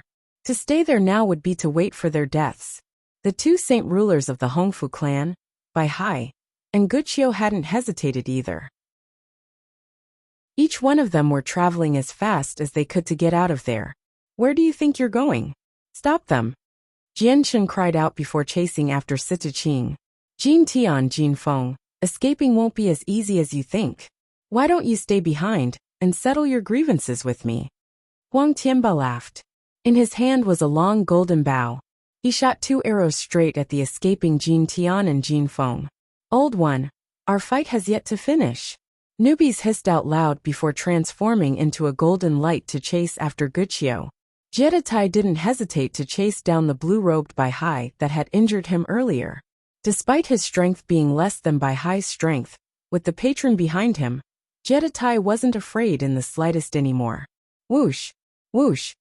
The 2 golden energy arrows shot toward Jin Tian and Jin Feng at breakneck speeds. As expected from a ruler armament, the arrows that it shot locked onto the 2 men's auras precisely without fail. Without decreasing their speeds, the 2 men took out their own ruler armaments to knock away the golden arrows, and then continued on their way. On the other side, Guqiu was already farther away than the others. He was essentially out of sight already, leaving newbies no chance of catching up to him. The distance and strength between the two was far too great, and Guqiu's understanding of space far too substantial. Likewise, Jian Chen had been unable to chase down Situqing. Jian Chen's adversary escaped, and he returned depressed. Chapter 657. By Hai neither newbies nor Jian Chen were able to chase down their opponents, And Huang Tianba himself wasn't willing to chase down his two opponents. Instead, he notched his golden bow and took aim at Bai Hai before letting loose several arrows. Whoosh! The energy that was in the bow transformed into a radiant arc of light before jettisoning toward the escaping Bai Hai. Since these energy arrows were locked onto Bai Hai's personal aura, the arrows would follow Bai Hai no matter which way he turned. Despite how fast Bai Hai was, a ruler armament contained too much power to be shaken off. In practically 2 seconds, the energy arrows were right on the verge of hitting him. With no way to dodge, Bai Hai could only turn to divert the arrows away. So much energy began to flow into his palm that the space around it trembled slightly, as if it was about to collapse. The power in Bai Hai's palm was great, but a ruler armament was the weapon that a saint ruler at the 9th heavenly layer left behind. On its own, a ruler armament was extremely powerful. If it was wielded by another saint ruler such as Huang Tianba, the power of the bow would be incomparably different than when Huang Luan used it back in the gathering of the mercenaries, meaning this arrow wouldn't be so easily blocked.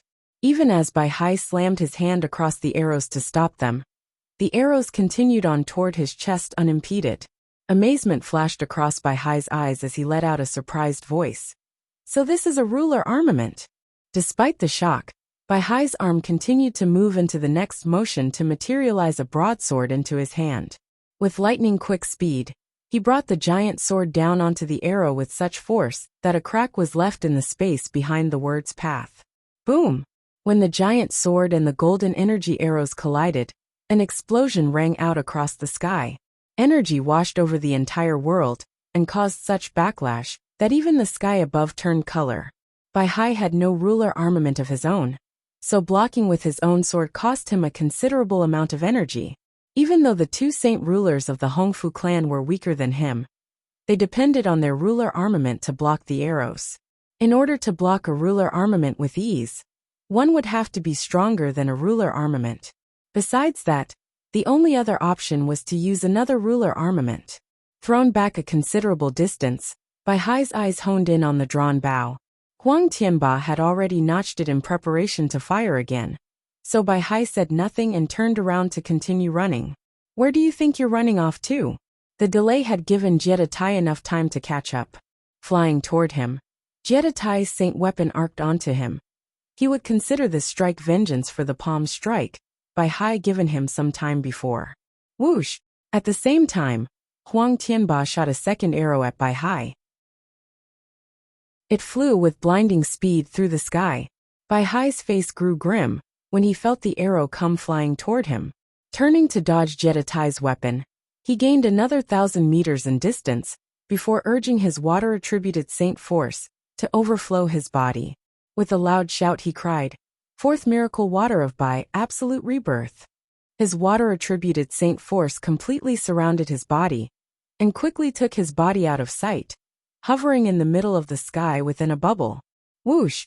The golden energy arrow shot straight through the blue sphere and disappeared over the horizon. But when the blue sphere faded away, the human inside could no longer be seen. Blast! He's escaped. Jiedatai angrily cursed between grit teeth at the sight. From far away, Huang Tianba slowly put down his bow to look at the area where Bai Hai once was. What a strange escape technique. Even my Salinar bow was unable to track him. He sighed. How unfortunate that not even a single one could be chased down. Newbies lamented. He turned his head back to look at the still-standing Tianjian. He knew that if this Grand Elder were to wish for it, none of their enemies would have been able to escape. On the other side, Jianchen was frozen still from shock as his eyes stared in the direction Bai Hai had escaped in. Miracle Water of Bai. That's the name of the Bai family's battle skill. Who is this man? Jianchen muttered to himself in confusion. The patriarch was the one who created the Miracle Water of Bai, but there's only 3 layers to it. The human tier, the earth tier, and the heaven tier. But that elder had clearly said there was a 4th one. Could he be?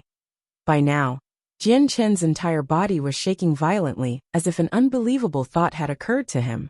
Instantly, Jian Chen turned to look at Jiedatai and newbies. What was the name of that blue-robed saint ruler? He urgently asked. Huang Tianba, Jiedatai, and newbies looked strangely at Jianshen. The three of them were confused on what had caused this strange behavior from Jianshen. Should be Bai Hai. That is what I heard the saint ruler from the sect of Dragon and Tiger call him. Jeditai said. Jianshen's face blanched as a light flickered through his eyes. Bai Hai, Bai Hai. His name is Bai Hai, and he wields one of the battle skills of the Bai family. Surely this can't be a coincidence? Chapter 658. Origin energy of the metal spirit. Huang Tianba walked up to Jianshen with a curious look on his face. Brother Jianshen, what's wrong? Is there some history between you and that Bai Hai? If he has some grievances with you, then rest assured, I'll help you fight him. Although we're of equal strengths, he has no ruler armament. There's no way he would be a match for me, and against the two of us, there should be no concern. Jianshen shook his head, but no words came from his mouth. The very thought of Bai Hai's identity had caused his mind to be temporarily knocked for a loop.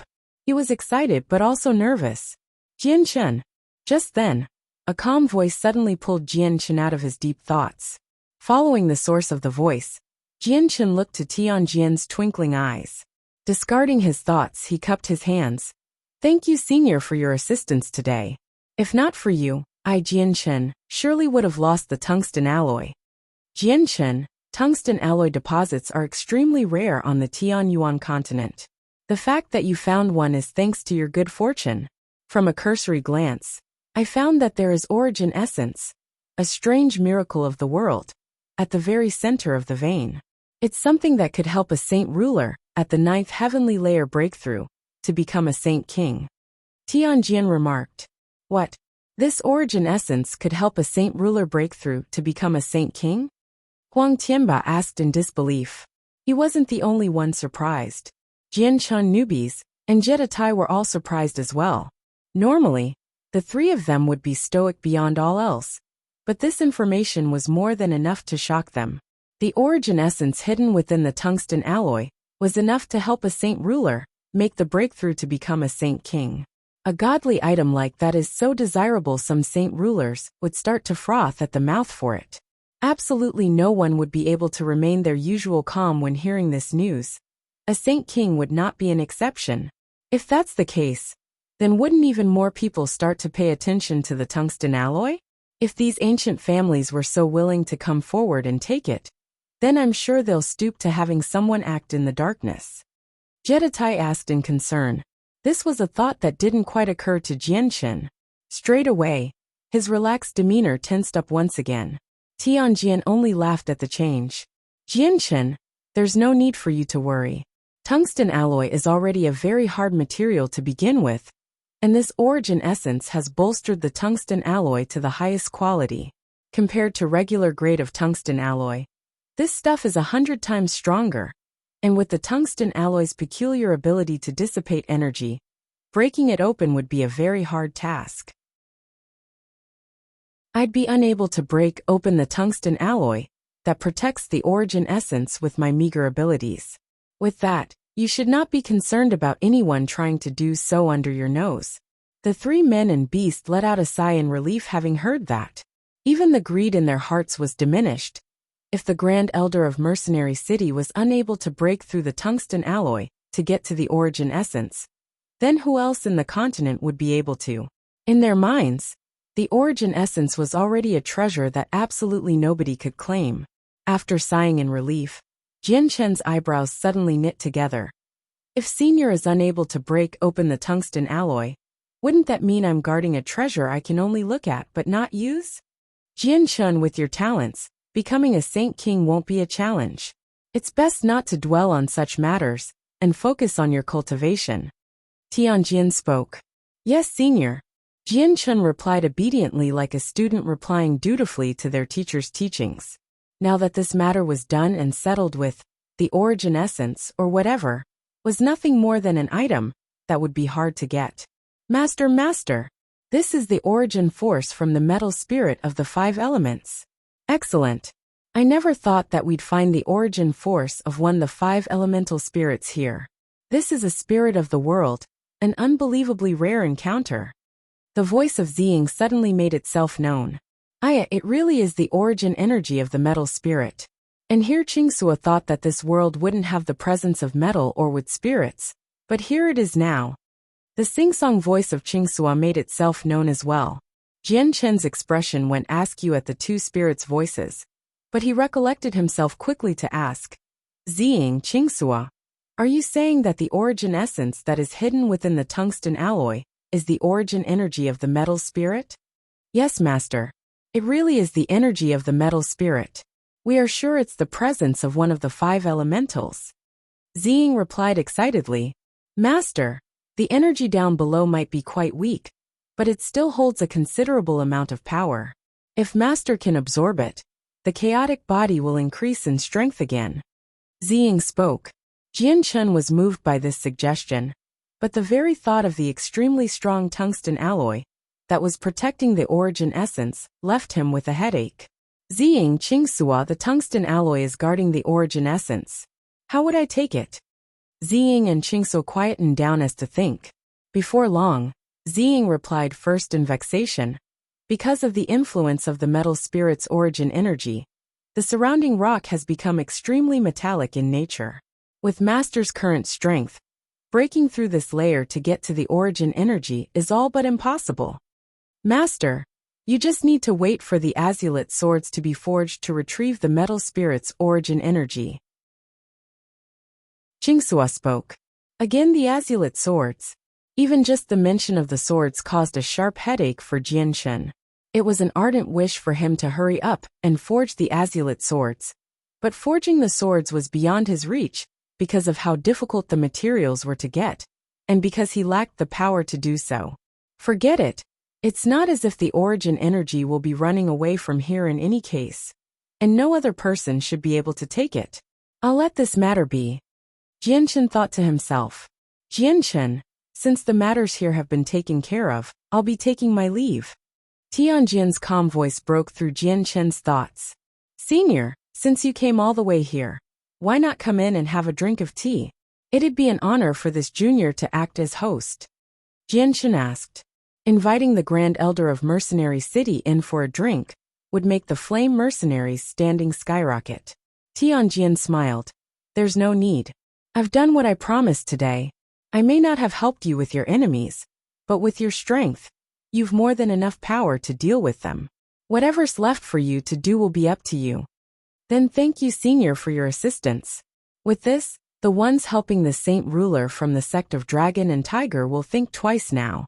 Presumably, the Hongfu clan will find their bonds with the Yin family broken, leaving the sect of Dragon and Tiger alone with the Hanfu clan. That should be a small enough power for us to deal with. Huang Tianba spoke. Chapter 659. Patriarch of the Bai clan. 1. Tianjian didn't stay for long.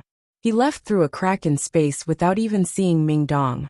Men like him had long since lost their material greed. They spent their days living in isolation, away from the world. Very rarely did they interfere. And even if a scuffle somewhere in the world happened, they'd be disinclined to look into it. Huang Tianba, newbies, and Jeditai were all still in quite a flummox even after Tianjian left. Tianjian was, after all, the Grand Elder of Mercenary City. A man like him had stopped 2 ancient families and several hermit families from fighting their group. This meant without a doubt that Jian Chen's group had a definite relationship with the Grand Elder of Mercenary City, a major benefit for them. At the very least, the hermit and ancient families would think twice about fighting them now. Only Jian Chen was left with an unhappy expression. The surprise of the metal spirit within the tungsten alloy gave him plenty to think about. Even now, he was floating in midair with a ponderous look, thinking about the blue-robed Bai Hai. Brother Jian Chen, we've not only managed to secure the tungsten alloy, we've also managed to deter the others with the power of the Grand Elder. From now on, we won't need to pay as much attention to the tungsten alloy. Now that the biggest headache is gone, what are you so worried about? Huang Tianba asked Jian Chen. Vanquishing his thoughts, Jian Chen smiled. The biggest problem is gone with the tungsten alloy. That much is true. We won't need to worry about another group trying to take it away from us. So we should all head back for now. Today's events call for a celebration. Then Jianchen fished out a white bottle from his space ring and gave it to Jietai. Jietai, there's 5 Class 6 Radiant Spirit pills in here. They're yours to use and heal your wounds with. Accepting the pills, Jietai immediately popped the bottle open and took 2 of the pills into his mouth. Sparing a slight glance at the remaining 3 Radiant Spirit pills, he hesitated just briefly before putting them into his own space ring. The wounds he had sustained from Baihai's palm were not light at all. Shortly afterward, everyone returned to the interior of the city. The inhabitants of the city that had been unfortunate enough to fall prey to Newbie's poison were awake once more. The poison of a golden-striped silver snake was extremely toxic, but they had only ingested the air that was sprinkled with it. Combined with the fact that Newbies had diluted most of it by taking it back into himself, cutting away the source, the poison that the inhabitants of the city ingested wasn't enough to kill them. By now the city was in a tumultuous chaos. Everyone was grouped in bunches, as they filled the streets to talk to each other about the battle between the Saint rulers with gusto. Many of the horses and magical beasts responsible for pulling trading goods and such were all paralyzed with fear thanks to the intimidating might of the Class 7 newbies. Many of them were unable to stand and were reduced to a shivering bundle of flesh that couldn't be moved even when their owners tried to push and prod them. As a result, the streets were jam-packed with people clogging the way. In the palace, the blood-soaked Jianchen came walking back with newbies and the others. As soon as their foot stepped onto the ground, a horde of people came forward to meet them. Jianchen, are you okay? Was the saint ruler from the sect of Dragon and Tiger driven away? Jianchen, you're hurt. There's so much blood. Brother, are you okay? Are your wounds serious? Captain, what's going on? Captain, are you okay? Let me notify the Radiant Saint Masters to come. The captain's injured. Call for a Radiant Saint Master. The friends of Jianchen, and important characters from the Flame Mercenaries, came to talk to him in droves, with everyone talking at once. All of them were filled with a great deal of concern and worry for him. Jianchen was after all the pillar of the Flame Mercenaries. Everyone knew that without Jianchen, the Flame Mercenaries would have no path forward. If Jianchen fell, the Flame Mercenaries would fall too. Shushing everyone with a hand, Jianchen said in a strong voice, "There is no need for concern. My injuries aren't serious. They are only scratches, but I've important news to tell everyone. From today on, no one will try to take our tungsten alloy now. So please rest assured." Is that right? That's great. Everyone let out a rejoiceful cry of celebration at Jianchen's words. The tungsten alloy was a veritable treasure trove for the Flame Mercenaries. As long as they held it, they would not be lacking money in the future. The city is in a messy spot right now. If everyone could, please go into the city and establish some order. Jianchen commanded. Yes, Captain. We'll go at once. Several of the mercenaries immediately retreated to carry out his orders. Soon afterward, Jianchen returned to his own room and washed his body. He cleaned away the blood before inspecting his body. It was still as white and unmarked as a newborn with very lustrous skin, similar a woman's. The wounds he sustained during the battle were nowhere to be seen. Not even a single scar remained. The regenerative power of the chaotic body is far too powerful.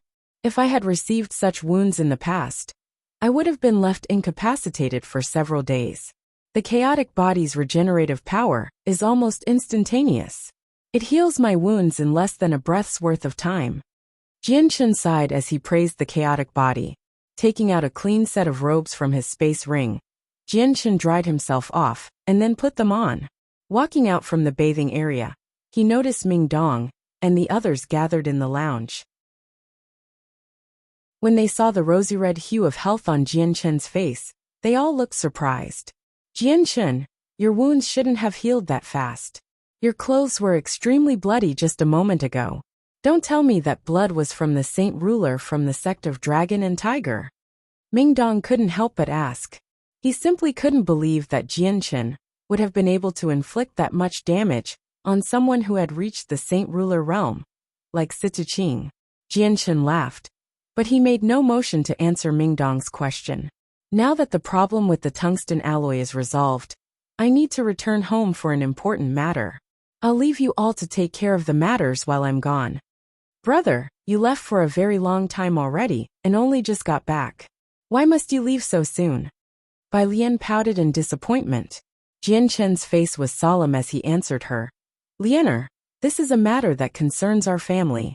Your cousin must go and confirm something. Seeing the solemn look on his face, Bai Lian realized that this was no small issue like she had thought. Okay then. Brother, you have to come back soon though. Chapter 660. Patriarch of the Bai clan 2. With the great battle drawn to an end, Jian Chen bid farewell to everyone before bringing newbies and the still sleeping white tiger cub with him to the Jesson kingdom. He originally planned on going by himself without bringing anyone else, but when he thought about Newbie's personality, he changed his mind.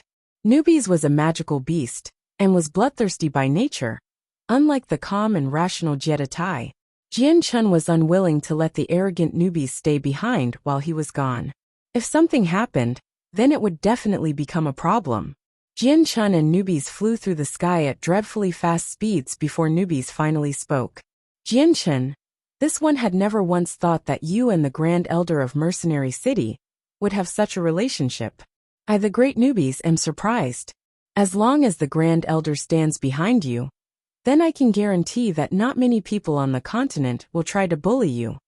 Newbie's eyes landed upon the tiger cub in Jian Chen's arm with a slightly more concentrated gaze. Every single Grand Elder of Mercenary City has always been a very talented person. This one in particular seems to be very knowledgeable. Jian Chen, surely you did not tell him about the winged tiger god. Senior Tian Jian already knows about the winged tiger god. Jian Chen replied. What? He knows already. Newbie's expression grew sharp. That isn't good. The winged tiger god is still a youngling, meaning it's still at a tameable age. With the greed that you humans possess, even the strongest of individuals would want to take it. If the winged tiger god reaches maturity, it'll be an indomitable force of power that no human would be able to withstand unless another human like Mo Tianyan were to be born again. Jian Chen shook his head. I'm already aware of the situation. Rest assured, the situation isn't as bad as you think it is. Senior Tian Jian, the second elder, and the fourth elder are the only ones from Mercenary City that know about the winged tiger god. None of the three have any desire to take the cub. In fact, they were more than happy to give it a large amount of heavenly resources. Is that true? Newbies questioned. How curious. Why has Mercenary City decided to do that? Don't they know how terrifying the winged tiger god is? With their strength, there'd be no way to stop the destruction the winged tiger god could cause other than by taming it. The winged tiger god at its maturity is a huge threat to the entire Tianyuan continent. They were told to do so by Mo Tianyan from a long time ago. It was in the very first laws that the Grand Elder was given. Jian Chen replied. Mo Tianyan said that? Newbies grew even more curious now. Was there some sort of friendly relationship between humanity's strongest, Mo Tianyan, and the mythological winged tiger god? The information I've heard has never once said anything about the two having any sort of communication. That I don't know. But the time since that era has long since passed. Whatever little information we have isn't complete, and nothing concrete can be learned. Perhaps there is some sort of hidden detail we're not aware of. Jian Chen suggested. Newbies nodded his head in solemn agreement. That much I agree with. After that, Jian Chen and Newbies continued on their path while occasionally talking about one topic or another. With their speed, it only took 1 day worth of travel to traverse several tens of thousands of kilometers, arriving back in the Jesson Kingdom. Stepping into the Jesson Kingdom's territory, Jian Chen and Newbies immediately continued to Lore City. In a flash, they arrived at their destination where the eastern deity swords from the Qinhuang Kingdom remained camped outside. That must be the army of the Qinhuang Kingdom, so they've made their way even here as well. What a rich display. It is no wonder they are considered one of the 8 great empires. Newbies couldn't help but remark after seeing their camp. Jian Chen could only smile in silence. Flying into the Changyang Manor, the two of them stopped right outside the gates. Since Jian Chen hadn't bothered to hide his aura, His arrival was felt by all of the Heaven Saint Masters. Straight away, for powerful auras flew forth from the interior to surround him in every direction. These 4 Heaven Saint Masters were the housekeeper Chang Wuji, Qin Wuming, Qin Wujian and Qin Wutian. Sensing the aggressive demeanor of the 4, Newbie's expression grew sour. A flash of cold light streaked across his face, and the power that came with being a Class 7 magical beast immediately manifested itself within his eyes. Instead of staring at Heaven Saint Masters, he looked as if he was looking at a weak little ant. Jian Chen's heart skipped a beat when he felt the change overcome Newbie's expression. Clasping his shoulder, he said under his breath, "Newbies, this is my home.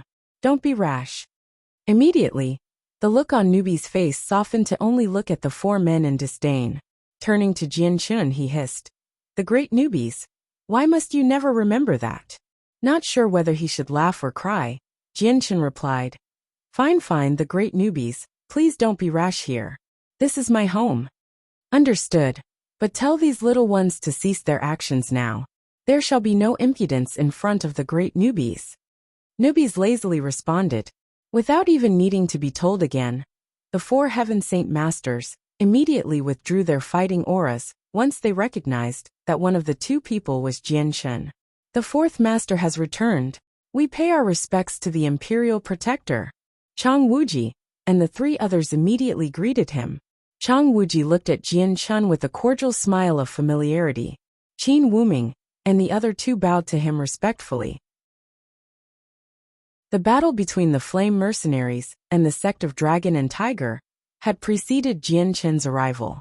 Everyone had quickly learned of the battle since 3 saint rulers had fled from the Flame Mercenaries, and Situ Qing had been heavily injured.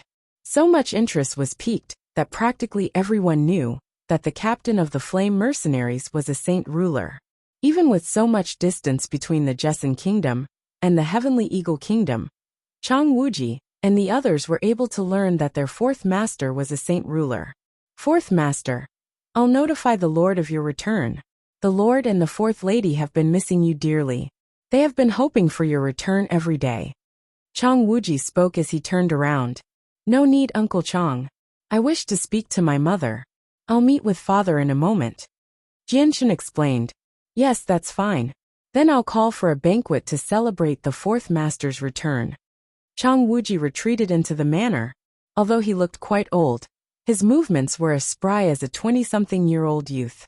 "Qin Wujian, Qin Wuming, Qin Wutian, you may all go in to rest.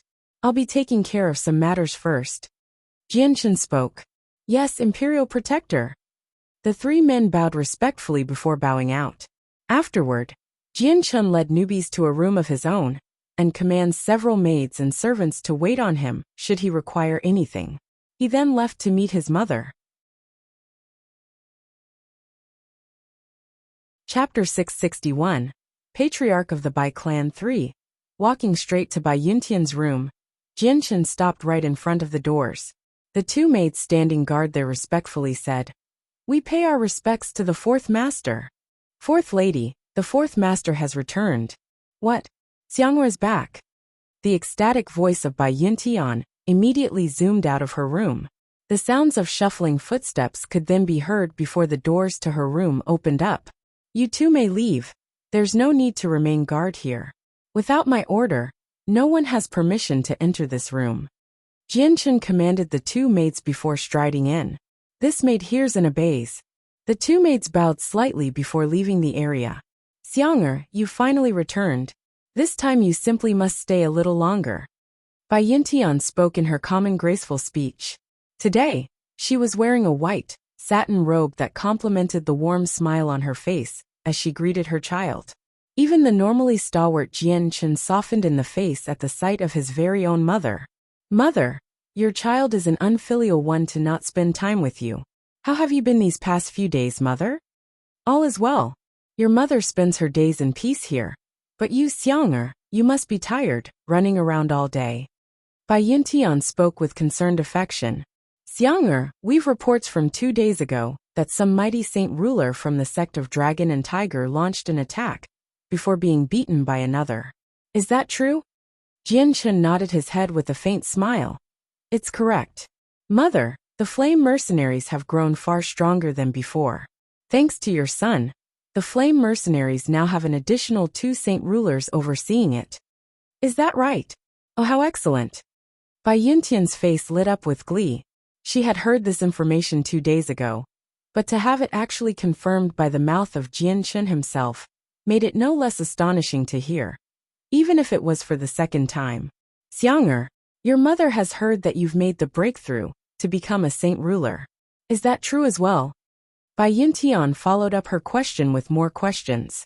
There was a slight tremor to her voice, as if she was eagerly expecting to hear confirmation from her son. A pained smile greeted her this time. Mother, your son is still a heaven saint master, but I've the fighting prowess of a saint ruler. At the very most, the weakest saint rulers won't be much of a threat to your son. This time, Bai Yuntian found it hard to reply at all. A saint ruler was in her eyes the same as standing at the very top of the continent. She had never expected her very own son to attain such a position, and as a parent, this was an undoubtedly major achievement that she was proud to know about. This was all a mother could ever ask for. Jianchen was silent as well for a moment. Mother, he began. I came back this time with extremely important information I wanted you to confirm. His words brought Bai Yuntian back to reality and helped her calm herself back to normal. Xiang'er, say whatever it is you wish to say. Mother, your son wishes to ask about the Bai family. Would you happen to know some information about the patriarch? Jianchen asked. At the very mention of the Bai family, the expression on Bai Yuntian's face slipped just slightly. The previously excited look slowly melted away from her face, growing slightly somber. Xiang'er, the great catastrophe that befell the Bai family happened to your mother when I was very young. So the matters of the Bai family are rather limited to me. I've only seen the patriarch's likeness from a statue. Mother, would you happen to know the name of the patriarch then? Jianchen urged. Not only was our patriarch the progenitor of our clan, he was also the only saint ruler.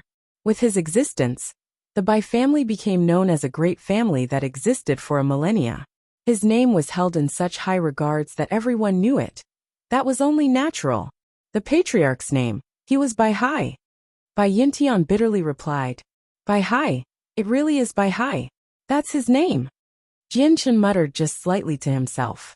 In his mind, images of the blue-robed figure that fought Jetta began to resurface.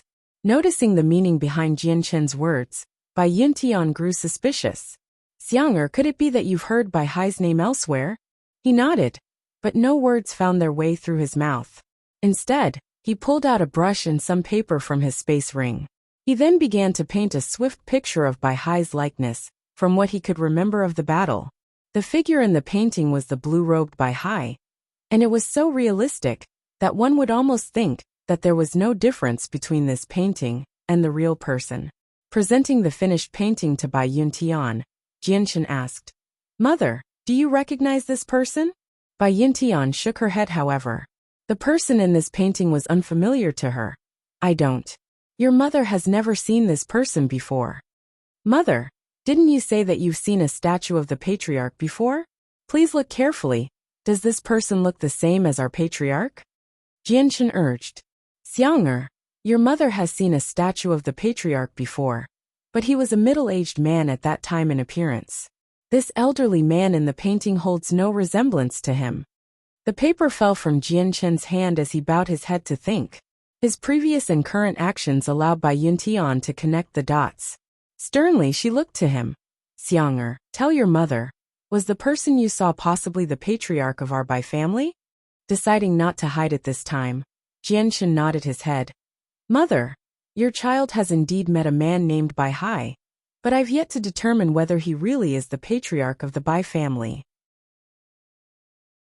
I need time to verify that fact. Xiang'er, then what are you waiting for? Hurry and confirm his identity. No matter what methods you use, you must find out whether or not he is our patriarch. Don't forget that we both have the blood of the Bai family in our veins. As long as we can find our patriarch, there is a hope that we cannot let pass by. Bai Yuntian exclaimed in a hurry to emphasize her statement. Determined, Jianchen replied, Understood. Mother, your son will be leaving to verify who he is. Since there's no time to waste, your son will be leaving at once." With that, Jianchen turned about and left the room without hesitation. This time, Bai Yuntian didn't move to hold him back. "Xiang'er, go fast and return soon." Chapter 662. Visiting the sect of Dragon and Tiger. Not even 2 hours had passed since Jianchen arrived at Changyang Manor with newbies, before they left with a speed that was just as fast as when they came. They came quickly, they left quickly. Changyang Ba didn't even have a chance to see his own son. Finding the patriarch of the Bai family was far more important. There was no time to lose. Conflicted, Bai Yuntian stood at beyond the doors to her own room to watch Jianchen disappear into the skies. Her heart found it very hard to remain calm at that moment, since Jianchen's abrupt news about the patriarch of the Bai family immediately broke in the tranquility she was in. At the same time, she was extremely nervous on whether or not that person was really the same Bai Hai she knew to be the patriarch. "Xiang'er, Xiang'er's back." Suddenly, a dignified but excited voice echoed through the halls as Changyang Ba came running into view. Right behind him were several of the higher-ranking members of the Changyang Manor, each one of them running excitedly with Changyang Ba towards Bai Yuntian's room. Striding to Bai Yuntian's side and looking left and right, Changyang Ba asked, "Yuner, Xiang'er has returned, hasn't he? Where is he then?" Taking in a deep breath to calm her nerves, Bai Yuntian couldn't help but smile to see the hurried expression on her husband's face. "Xiang'er has already left." "What? He left?" Changyang Ba didn't believe it for a moment. Smiling, he spoke, "Yuner, let's dispense with the jokes. Xiang'er only just came back, but it's been a long time since I last saw him. As a father, I wish to see my son." "It's true. Husband, Xiang'er has left. He has important matters to take care of, and so he couldn't stay for long." Bai Yuntian replied. Bai Yuntian was never a person to make jokes, so Changyang Ba had no other choice but to believe that Jianchen had really left. Sighing, he said, "A pity that I was late then. I hadn't the idea that Xiang'er would be in such a hurry to leave. It's rare that he comes back home already. It seems that our son is quite rushed if he has to leave home as quickly as he came then." "Little Yun, I've heard that the fourth master has broken through to become a saint ruler. Would that tidbit of information be true?" An elder besides Changyang Ba suddenly. He was one of the doyen of the Changyang Manor. The fellow doyens of the clan immediately looked to Bai Yuntian expectantly. Each of their eyes glowed brightly as if waiting for her answer. The reason why all of the doyens gathered here today was to verify this highly important piece of information. Seeing the highly excited looks of anticipation on everyone's faces, Bai Yuntian couldn't help but have a proud smile on her own face. "I only just asked this of Xiang'er himself. Xiang'er is truly an amazing child. Not only does he not fear any saint ruler, he has the strength to fight one as well." "Is that true? That's amazing. I never would have imagined that our Changyang Manor would be blessed with a saint ruler, dear heavens. Saint rulers are rare even on the Tianyuan continent, and yet our Changyang Manor has one of them. This is great information. Our Changyang Manor has been blessed with an unprecedented genius, just barely in his 20s, and he has already become a saint ruler. From now on, our Changyang Manor will no longer be a small-time clan in this part of the kingdom. With a saint ruler, our Changyang Manor can set its eyes over the entire continent. We will be a face that everyone knows. Like how the boat rises with the tides, our Changyang Manor will rise too, ha ha ha." One by one, the doyens of the Changyang Manor began to laugh in excitement. Each one of them were hardly able to contain their joy, and their excitement were already far beyond what they would normally be willing to express. One day later, Jianchen and newbies returned back to where the newbies clan was. After his return, Ming Dong and the others immediately gathered around him. "Brother, what in the world caused you to leave in such a hurry? You only left just 2 days ago, and based on the distance between the Jessen Kingdom and here, you couldn't possibly left in this place long enough." Ming Dong asked Jianchen curiously for the details. "Brother, what in the world happened? Tell us it. Hopefully we can all find a solution." Bai Lian asked in concern. "Jianchen, did something bad happen?" Yu surmised with a dark expression. Revealing a light smile, Jianchen replied, "There's no need for everyone to guess the situation. I can't talk about it for now.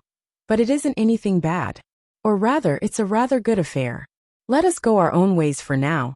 I've some things I wish to discuss with Senior Huang and Jietai." Afterwards, Jianchen walked over to the garden where Huang Tianba and Jietai were currently engaged in a game of chess.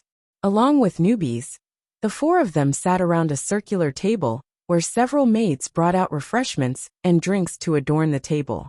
Due to the fact that newbies spent the majority of his life in Cross Mountains without leaving, the delicacies of mankind were an unknown to him. Unable to help himself, each part of the refreshments were gobbled up by him, while commenting happily on the taste. After the maids had their fun bringing even more snacks to newbies, Jianchen spoke to them. "You may leave now." "Yes." The maids bowed before retreating away from the garden. "Brother Jianchen, what business might you have for you to call on us?" After the maids left, Huang Tianba opened his mouth to speak. Jianchen was quiet for a brief moment before replying. "I wish to find the blue-robed one named by Hai, the one that Situching invited. Would either of you three know of a way to find him? That man's strength is as strong as mine. I've not enough strength to leave a mark on him." Jietai remarked. "My Salinar Bao was able to lock onto his aura, so that he shouldn't have been able to run away. But there was some sort of mysterious escape technique he used to completely erase his aura. Even now I still can't find him." Huang Tianba spoke. Jianchen looked to newbies in hopes that this ancient beast would know of some particular method to find Bai Hai. Noticing his gaze, newbie shrugged his shoulders. "I've never even fought with that human before. Don't look to me for advice. I'd know not where he went. But if you wish to find that tattered robe old one, then I'd have a way. His entire body was infected with my poison. As long as he doesn't completely neutralize the poison, I'll be able to sense his position no matter where he is." Jianchen's eyebrows flew up. "It seems that if we wish to find his position, we have to find out from the Saint Ruler from the sect of Dragon and Tiger himself. Brother Jianchen, don't you have a grudge with them still? You may as well nip the problem now. With the power we have now, the sect of Dragon and Tiger has no way of threatening us anymore." Huang Tianba proposed. "That was my plan." Jianchen nodded his head in some thought. "The Saint Ruler would do anything to kill me now, and as soon as possible. If not for my fortitude, I really would have died at his hands. I can't return this favor with a lenient hand. I will make him fall with our visit. Jietai, stay here in the meanwhile. Newbies, Senior Huang, the three of us will hurry on towards their sect." "Haha, Brother Jianchen is surprisingly a decisively firm type of a person. I can respect that." Huang Tianba laughed before following Jianchen out. Afterwards, Jianchen bade farewell to Mingdong and the others before leaving with newbies and Huang Tianba off towards the sect of Dragon and Tiger. The sect of Dragon and Tiger wasn't too far away from the Heavenly Eagle Kingdom, and with Jianchen's speed, they were easily able to reach the sect's resting grounds in no time at all. From far away, Jianchen and them could see the people within the sect moving about. Floating in front of the sect, Jianchen's eyes stare frostily at the buildings down below. "Saint Ruler of the sect of Dragon and Tiger, come out and die." Jianchen's voice wasn't any louder than normal, but the entire world could still hear his echoing voice. Immediately, the sect of Dragon and Tiger was brought into chaos. A great deal of people began to pour out from the buildings to stare up at the three figures floating in midair. They felt uneasy since they didn't recognize the three figures, but knowing that they were blatantly undermining the sect's strength, the people knew that these three people would not be weak. Several figures flew out into the skies, before quickly coming to a stop in front of Jianchen and the other two. Each one of them stared at Jianchen dangerously, and at the very front of this group was the sect master Chris. He recognized Jianchen straight away with a crestfallen face. All semblance of color bled away from his face at once, leaving him with an extremely pale coloration as he shrieked, "Jianchen, it's you!" Chapter 663. Fall of a Saint Ruler 1. Leveling a cold look at the horrified expression Chris had, Jianchen revealed a callous grin. Sect Master Chris. So we meet again so soon. Chris had not even a little bit of color left in his face by now. All he could do was look behind at the dozen Heaven Saint Masters behind him, with a look of utter despair. When they accompanied the Saint Ruler last time, Jian Shen had killed off several of their Heaven Saint Masters, and drastically reduced the sect of Dragon and Tiger's strength. The Heaven Saint Masters with him here today were ones that recently broke, through thanks the several millennia's worth of knowledge, saved up by the sect of Dragon and Tiger. At mention of the name Jian Shen, the other Heaven Saint Masters all blanched. They didn't participate in the fight with Jian Shen last time, but the horrifying story about how Jian Shen killed several of them with a single palm was told to them. They knew that Jian Shen was young, but his strength was already passed into the Saint Ruler realm, a realm that was completely beyond what they could fight against. Jian Shen, just what are you planning to do? A slight stammer arose in Chris' voice when he looked behind at the other two figures with Jian Shen. He was nervous and completely intimidated by the enormous power the other side had. With the Heaven Saint Masters gathered here, their combined powers wouldn't even be enough to give the Saint Rulers as big as a problem of having food stuck between their teeth. Not only could these three kill them at a flick of the finger, there was no hope of escape for the Heaven Saint Masters. Jian Shen couldn't help but smile at the completely cowed figure that was Chris. Sect Master Chris, fear not. I didn't come today to make trouble with you Heaven Saint Masters. Hurry up and call out your Saint Ruler. His words caused the Heaven Saint Masters behind the Sect Master to let out a long exhale in relief. The heart that was threatening to leap out from their throats finally resettled back into their chests. But the last few words spoken by Jian Shen was still enough to cause some pain for them. Jian Shen, our previous Sect Master hasn't returned since the battle. Chris spoke beneath his breath, as if carefully observing Jian Shen's reaction in fear, that Jian Shen might just kill him out of anger.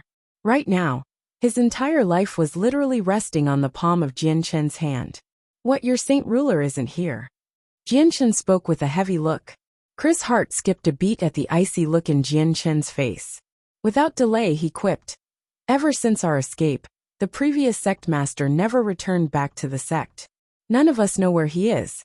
Newbie's tongue flicked in and out from his lips before looking to Jian Shen. They speak correctly. That man hasn't returned. There is no scent of his being in the air. Thinking for a brief moment, Jian Shen spoke. It seems that we must go find him then, starting from the other two guests. Newbies, you must know where one of them went, please lead the way. The response is weakening. He must be in the process of detoxifying it. We need to hurry or else he'll completely detoxify himself, leaving us with no trace to follow. Newbies spoke. Then there's no time to lose. We need to go at once. Jian Shen responded before flying away with Newbies and Huang Tianba.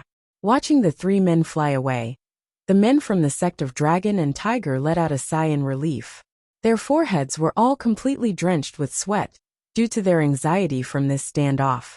Although the three of them didn't feel as if they were Saint Rulers, the amount of pressure exuded onto them was still extremely massive, and practically scared them out of their wits. Sect Master, what should we do? Although they aren't after us, how do we make sure that they don't do so later? As Saint Rulers, they don't even need to bother fighting one of us. But below them is the rest of the Flame Mercenaries. Do you think they'll send them after our sect to eliminate us? With our strength, we stand no chance of fighting them. AI, if I knew that such a day would come, I'd never would have sought trouble with such an outstanding genius. We've brought trouble onto our heads.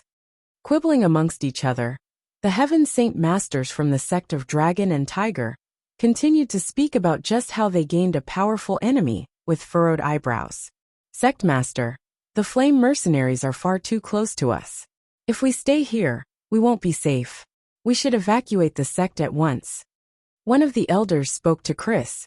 Yes, Sect Master, we should hurry and evacuate right away. This way, we'll be safer than before. Another elder spoke out in agreement. Chris shook his head, however, with a sigh. A migration of the sect isn't as easy as you say it is. We don't have that many disciples, but there's still several thousand of them. There's no way we could move so many people without a trace. and neither can we disappear without a trace to begin with. The flame mercenaries have grown extremely strong, and their names have spread throughout the area. Not a single person here doesn't know their name. If they wish to find us, then we'd have no way of escaping into any direction. Where would you even propose we run off to? There's nowhere to go, and nowhere to hide. Unless we give up on our disciples and escape by ourselves would we stand a chance. But Chris will never do that. Then what should we do? Sit here and wait for our deaths? Someone asked. Our personal relationship with Jianshan isn't too far gone. The one that he has an unforgivable relationship with is the sect master himself. See how he didn't do a thing to us when he first came. I can guess that Jianshan doesn't plan on killing us. There's time to turn this situation around. As long as we find a day to visit them to offer up our apologies, I believe could make this mountain into a molehill and eventually a gone deal. Chris replied. In a vast mountain range stood an ancient-looking manor. This manor was extremely quiet with nary a sound to be heard. No one could be seen either, making it seem like an abandoned manor, if anything where no one lived. From the outside, the manor looked dilapidated, but the interior was utterly spotless. At this moment, a white-robed man was standing right next to the grim-looking Wuxia in the center of a room. Both of them looked worried and extremely uneasy. At this moment, the sounds of footsteps could be heard as another elder came walking into the room to sit by the elderly man. Wuxia, how goes detoxifying the poison? The second man asked the first. Wuxia nodded his head. The poison of a golden-striped silver snake is well deserving of its name, if it can endanger the life of even a saint ruler. If not for the fact that I'm stronger than the snake, then this poison surely would have been a lot harder to detoxify. He sighed before looking back to the elder to condemn him. Sijaching, I told you before to not meddle with the affairs of the people. And yet you still don't listen. Are you content now? A powerful foe has appeared, and he invited the Grand Elder of Mercenary City. How will you deal with this now? If not for the fact that the Grand Elder is loath to do anything to us, our group would have been unable to escape from that place alive. Sijaching's face grew rigid. I didn't think that Jianshan would have such a mountainous support behind him. He has not only the Grand Elder of Mercenary City as a patron, but an ancient beast of extremely strong strength. Killing him will be even harder now. Wuxia's eyes blinked. Sijaching, the way I see it, you're asking for death. Even now, you still wish to kill Jianshan. You should think about how to protect yourself. While you're safe here in the meanwhile, it won't be long till they find you. Sooner or later, they'll arrive here and drag even this manor into your troubles. I've been brought into your own troubles by helping you out. Wuxia, you're right. For the sake of not implicating the manor if they arrive here, I'll be on my way away from this place as soon as possible. Sijaching stood up as if to prepare to leave. You cannot fight them by yourself. You may as well run as far away as you can. Wuxia offered up his suggestion. Just then, the expression on Wuxia's face changed. They've come already. Sijaching, it's too late for you to even leave, it seems. Chapter 664. Fall of a Saint Ruler 2. You cannot fight them by yourself. You may as well run as far away as you can. Wuxia spoke. But then as soon as he finished speaking, his expression changed shortly afterwards. They've come already. Sijaching, it's too late for you to even leave, it seems. He said. Sijaching blanched. Have they already found us here? He whispered. Wuxia nodded his head solemnly. They're already outside. Impossible. This place is hidden extremely well, and extremely far away. We left no traces when we escaped back then. How could they have found us? Sijaching was besides himself in panic. Jianshan's sudden arrival was extremely unexpected to him. There's a total of 3 people there. That troublesome snake, and the patriarch of the Huang family. With the 2 of us, that'll be a hard force to deal with. But this manor belongs to me, and if I interfere anymore, then this manor will possibly face extinction. The people behind this manor might be strong, but the people behind Jianshan are equally strong, especially that Grand Elder. This is a predicament. Sijaching, please forgive me for being unable to help you. Guqiu sighed helplessly. It seems I can only try to run as far as I can. The difference between our strengths isn't too high. If I try running, I might just be able to make my escape. Sijiqing muttered. Outside the manor, Jianchun newbies and Huang Tianba stood in the skies with an icy look down onto the quiet floor grounds. Despite not a single person in sight, the three of them knew that this manor wasn't completely abandoned. With their strength, they could naturally hear every single footstep within the quiet manor. In total, there were several hundred people, but these people were all hidden away in their rooms to cultivate, and weren't moving at all from. I've lost sense of the old one. This means my poison has been fully detoxified by him. But judging from the last second, he is hidden away in this place. Newbies commented. Jianchun's presence had also completely surrounded the manor, enabling him perfect vision of the entirety of the area. Sighing, he spoke. So there was a hidden school in this place. There's just about 500 men, but their combined strength is far beyond what the sect of Dragon and Tiger can boast. About half of their men are Earth Saint Masters at the very least, and they've several times more Heaven Saint Masters as well. What a unique school this is. Everyone is hidden away to practice their cultivation, making them genuine hermits that have detached themselves from the secular world. Becoming saint rulers would be no problem for such figures that stand aloof like this. Even these mere Earth Saint Masters would be capable of achieving such a height. What a remarkable place. Huang Tianba praised. Jianchun nodded his head in agreement as well. This school was extremely different to all the other schools he had once seen. But he cleared out his throat to speak. Master of the manor to this place, please come on out for a chat. Jianchun's voice had spread throughout the entire manor with such volume that even the hermits deep in a meditational trance were shaken awake. Immediately, all the doors in the manor flew open as men after men came filing out. One by one, they looked up at the three men in the air. But even Jianchun's appearance had brokered no immediate change in their expression or even eye light. In an instant, the previously quiet manor was filled with clamor and men from every corner. 20-something Heaven Saint Masters dressed in plain clothing appeared in the skies, to come to a stop on equal grounds with Jianchun and the other two. The leader of the group was an elderly figure with hair tied up behind his back. Cupping his hands, he spoke kindly.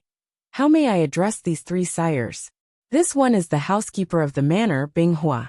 Pleased to make your acquaintance. You may step down. Just as Jianchun was about to reply, an elderly voice suddenly spoke out from the manor. This voice wasn't as loud, but everyone could hear it nonetheless. Soon after, a single elderly figure in sackcloth clothing came forward into the skies. We pay our respects to the manor lord. As soon as this elder appeared, every single Heaven Saint Master in attendance immediately bowed to pay their respects. It's you. Jianchun immediately smiled upon sight of this elder. Old one, our fight has yet to finish. We should continue it today, and see just who the real winner once and for all. Newbies hissed, ready to fight at a moment's notice. The elder moved to the front of the group to look at the three men. Turning his head back, the elder spoke. Binghua, you may all leave and continue with your tasks. Yes, Manor Lord. The 20 Heaven Saint Masters all spoke out at once before disappearing back into the manor. Then the elder turned back to Jianchun. This one is the Lord of the Four Harmonies Manor, Guqiu. The affairs of last time has nothing to do with this manor. I hope that you three will not try to implicate them in it. If there's business, do it with me instead. You are a leader, and yet you didn't think of the consequences with making me your enemy. You've brought trouble onto my group. And now that you see that my side is stronger than yours, you still wish to retreat without losses? How easy do you take that to be? Jianchun laughed. In the middle of this conversation, a single figure in white immediately flew out from the depths of the manor, to leave as quickly and quietly as he could. In a flash, he disappeared into the forest without making a single sound. Noticing this, Guqiu gave a faint smile before addressing Jianchun. Jianchun, I know that you have mercenary city standing behind you, and even the ancient families fear you. But my Four Harmonies Manor has patrons of its own. Might you have heard of the Pure Heart Pavilion before? Pure Heart Pavilion. Jianshan asked in confusion. But then one of the memories in his head came rushing back to him.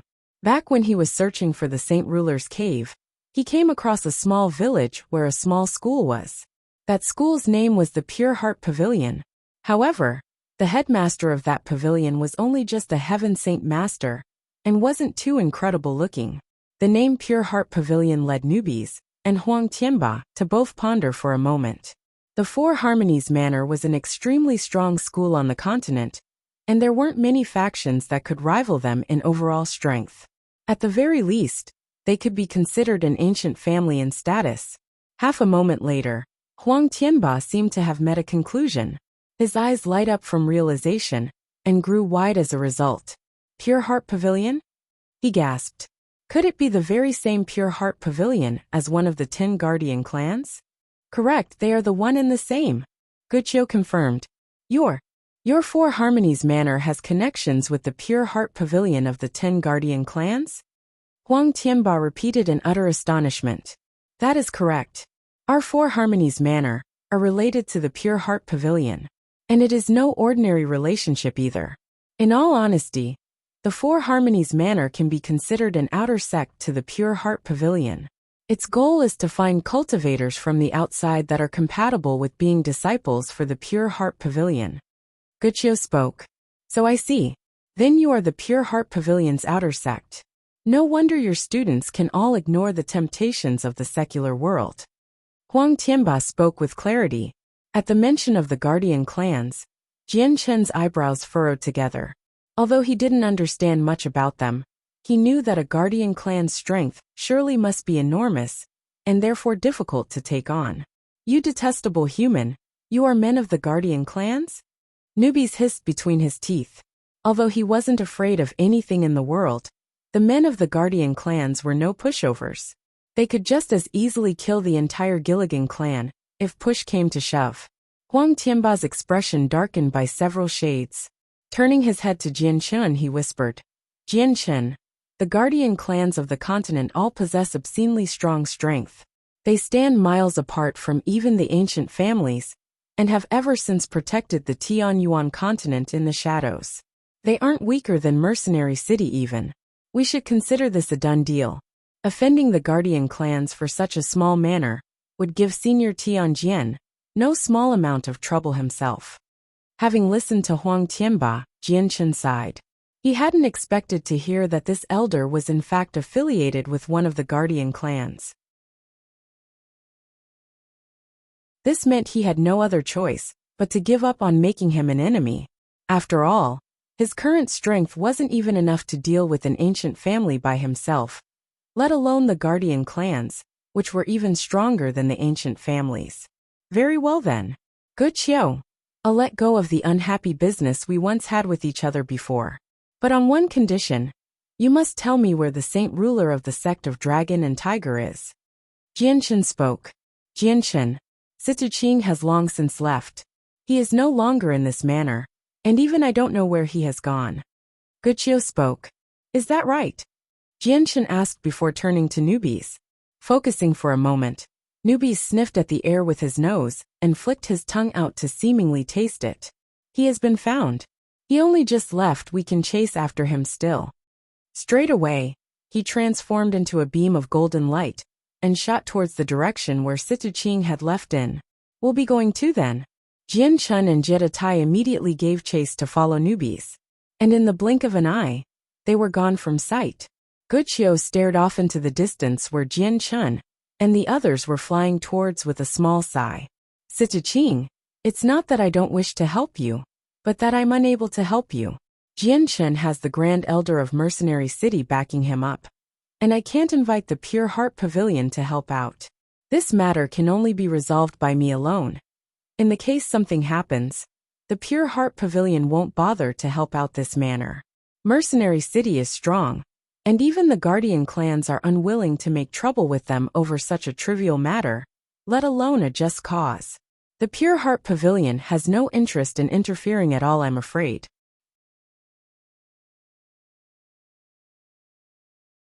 Chapter 665.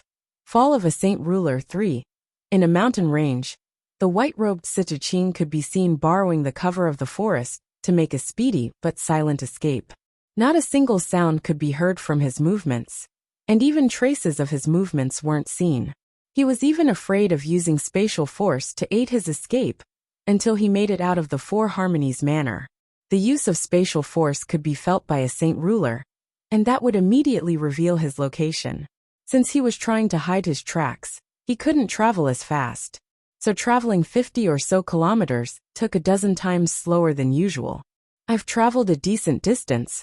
Should be able to use the spatial force now, I suppose. I need to meet with Bai Hai.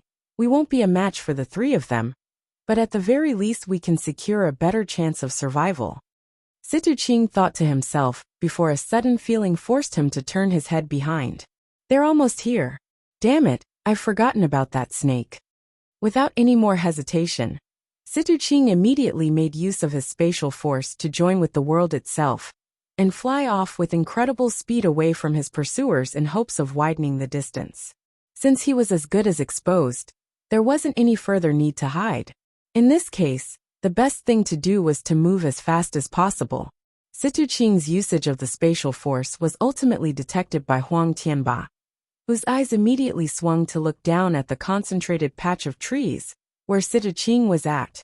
I found him. He's using his spatial force 10 kilometers ahead of us. Out of the three of us, only you have enough understanding of the mysteries of space to catch up to him. Hurry up and chase after him. He is not my poison, and so I cannot detect him if he travels too far away. Newbie spoke.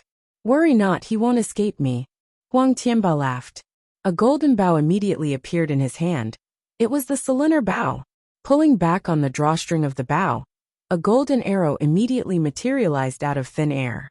With a twang, the arrow was released with frightening speed towards Sita-Ching. As it traveled through the skies, the arrow almost looked as if it was melting into the world.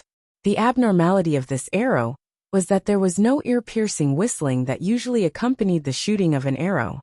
It was as if the arrow was one with the world and could pierce through space itself to chase down Sita-Ching. After he shot the arrow, Huang Tianba slowly put down his bow. This arrow has locked onto his aura. Even if he's a 9th heavenly layer saint ruler, he won't be able to escape it. This arrow can travel in between space itself. Ruler armaments left behind by a 9th heavenly layer are considerably strong if it can have such an effect like this. Newbies spoke out honestly. No sooner did Newbies finish speaking when just 30 kilometers away, the arrow Huang Tianba fired out made contact with Sita-Ching. Senior Huang, Newbies, let's go quickly now. We must not let him escape this time. Jianchen spoke. Utilizing the spatial force, Huang Tianba and Newbies both immediately blended in with the world itself and borrowed its power to speed forward. In the blink of an eye, they flew far away from Jianchen towards Sita-Ching. Jianchen himself began to use the illusionary flash to travel by himself, since he had not yet understood the mysteries of space. When Jianchen arrived, he could only see that the saint ruler from the sect of Dragon and Tiger was slammed against a broken cliffside, with blood dripping down from his mouth. Right in front of him was Huang Tianba, and Newbies standing in a way that would prevent Sita-Ching from escaping. The power of a ruler armament was extremely strong, and the arrow shot forward from the cylinder bow was strong enough to force even the 5th heavenly layer saint ruler, Bai Hai, to use up a considerable amount of energy, even though he was stronger than Sita-Ching. This arrow wasn't made with saint force either. It borrowed the strength of the world to add to its strength, and therefore was undeniably harder to block. Thus, even if Sita-Ching was able to block it, he wouldn't come out unscathed. Jianchen couldn't help but reveal a grand smile at the beaten figure of Sita-Ching. Sita-Ching, this time you've nowhere to escape. Sita-Ching's face was especially dark. His eyes glared dangerously at Jianchen with a snarl on his lips. Jianchen, the only regret I have was that I didn't kill you before. If I did, then none of this would have happened. Wrong. You should regret ever offending me and choosing to be my enemy. Otherwise, you would still be the high and mighty saint ruler of the sect of Dragon and Tiger, rather than being beaten into such a state. You've thrown your disciples away to the wolves to escape by yourself. How despicable. Jianchen laughed in disdain at Situching. A gleam of light appeared in Situching's face as he sighed. You're right in that aspect. I should blame my greed. If I didn't grow curious about that strange power of yours, perhaps this wouldn't have happened. What a shame that it's too late to regret. By now, Jianchen felt lazy to continue speaking. Forward, kill him at once. Upon finishing his command, Jianchen immediately shot forward with newbies, and Huang Tianba to strike down Situching. Since the three of them were surrounding him, not much time would be needed to kill the saint ruler. Situching wasn't one to sit and wait for his death, however. Without reservation, he materialized his saint weapon into view to fight for his life. Swing after swing, he tried his best to fight off the three enemies in a furious display of might that shook the space around them. Huang Tianba put away his cylinder bow in favor of bringing out his giant sword to fight Situching. Each time he swung his giant sword, the powerful energy in the blade ripped at the space in the world. Newbie's hands had formed golden claws that swiped and danced in the air to surround Situching with the swipes. In twos and threes, claw marks began to appear all over his body with dreadful-looking wounds. At the same time, Newbie's poison began to make its way into Situching's body. Jianchen had his chaotic force covering his entire body, so as to increase his defenses to the maximum. As of now, his fist was several times harder than steel as it struck at Situching's saint weapon. Despite his fist having a small split from where the saint weapon struck, the flesh quickly healed back up over itself, as if it didn't happen to begin with. The battle between the four people was extremely intense. From the ground to the skies, they fought with explosive blow after blow. Even the ninth heavens would be able to hear this battle, and the power that came with the battle splashed over the entire area with such force that even the skies above began to change color from a lighter light to a darker shade. Down below, the mountains they were fighting over continued to crumble and collapse with countless of rubble avalanching downwards into the forests. Dust was kicked up into the air and completely buried the vegetations, or else crushed them into pieces. The earth quaked. The mountains shook. In this one moment, the mountain range was experiencing an event that may as well be the same as the ending of the world. Situching was inevitably facing impossible odds. After a dozen exchanges, his entire body was blood-soaked in countless of cuts and claw marks from what Huang Tianba and newbies inflicted. Now that things had progressed to this, Situching knew that there was no way he could escape with his life today. Determined, he cried out, Jianchen, even if this old man dies today, I'll see to it that you won't be let off so easily. No sooner did he finish speaking did the saint ruler fly up into the skies. Coincidentally, his aura began to spike almost exponentially. It was a sign that he was breaking through from the fourth heavenly layer to the fifth heavenly layer. With his aura filling up the world around him, and almost solidifying in pressure, even Jianchen felt this pressure, as if he was thrown into a quagmire. As thus his mobility felt extremely limited. Sensing the increase in the saint ruler's aura, Jianchen thought to himself, did he break through? Careful, he's using up his own life force to temporarily increase his strength. He's on equal grounds with us now. Huang Tianba spoke grimly. With Situching fighting with his life on the line, the him of now posed quite a threat to the three of them. Jianchen accompanied this old man to the underworld. Completely ignoring newbies and Huang Tianba, Situching focused completely onto Jianchen. His eyes were locked solely onto Jianchen, and his saint weapon flew with amazing speed to strike at Jianchen's head in an attempt to demolish Jianchen's soul and kill him completely. As he attacked, the space around the two men solidified almost as if it froze over to lock Jianchen's body into place. For the time being, Jianchen would be unable to move from his spot, and for the first time since this battle begun, Jianchen felt that he was at a very good odd of dying to this one strike.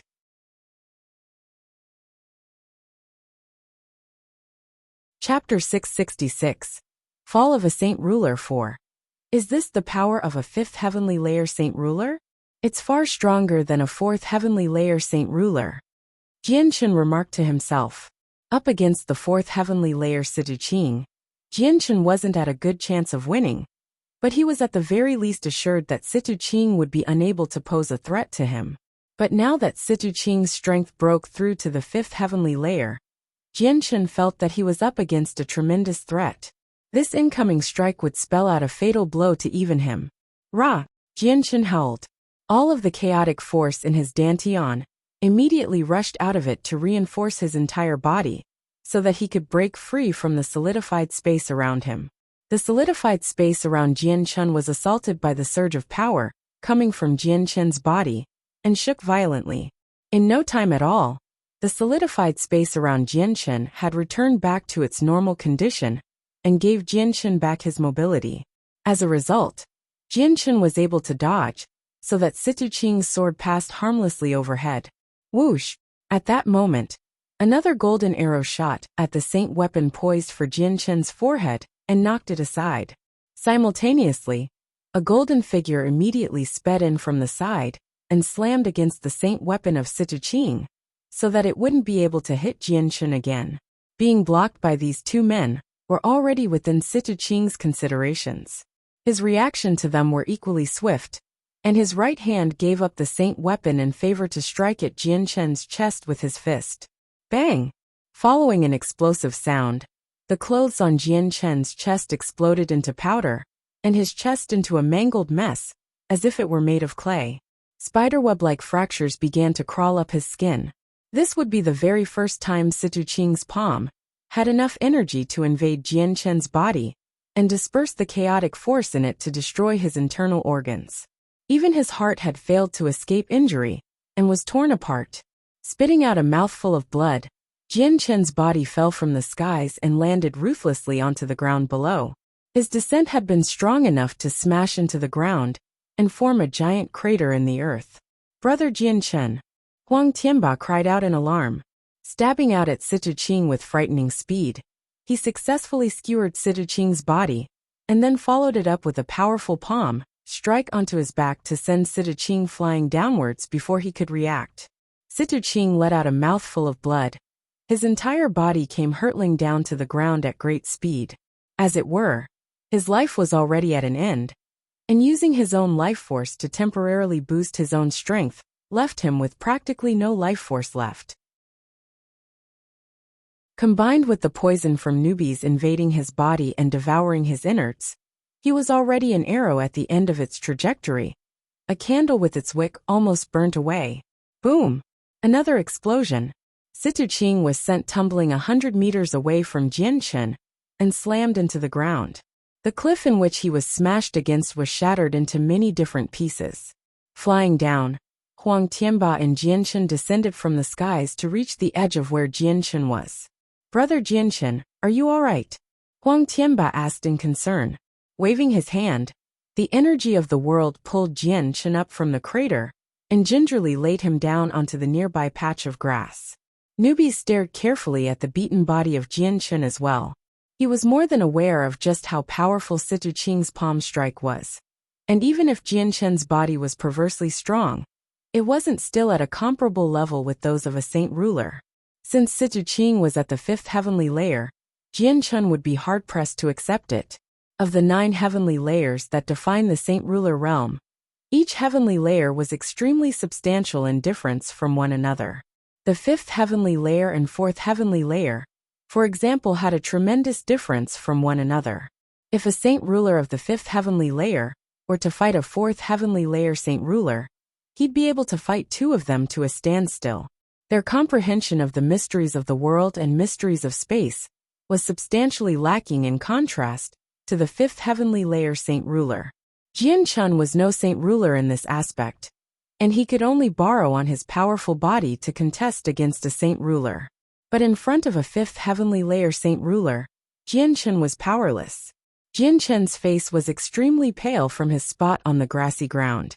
Several mouthfuls of blood were coughed out, but he managed to look weakly at Huang Tianba and newbies anyways. I'm managing. At the very least, I am still alive. It was unexpected that his palm strike would be that strong.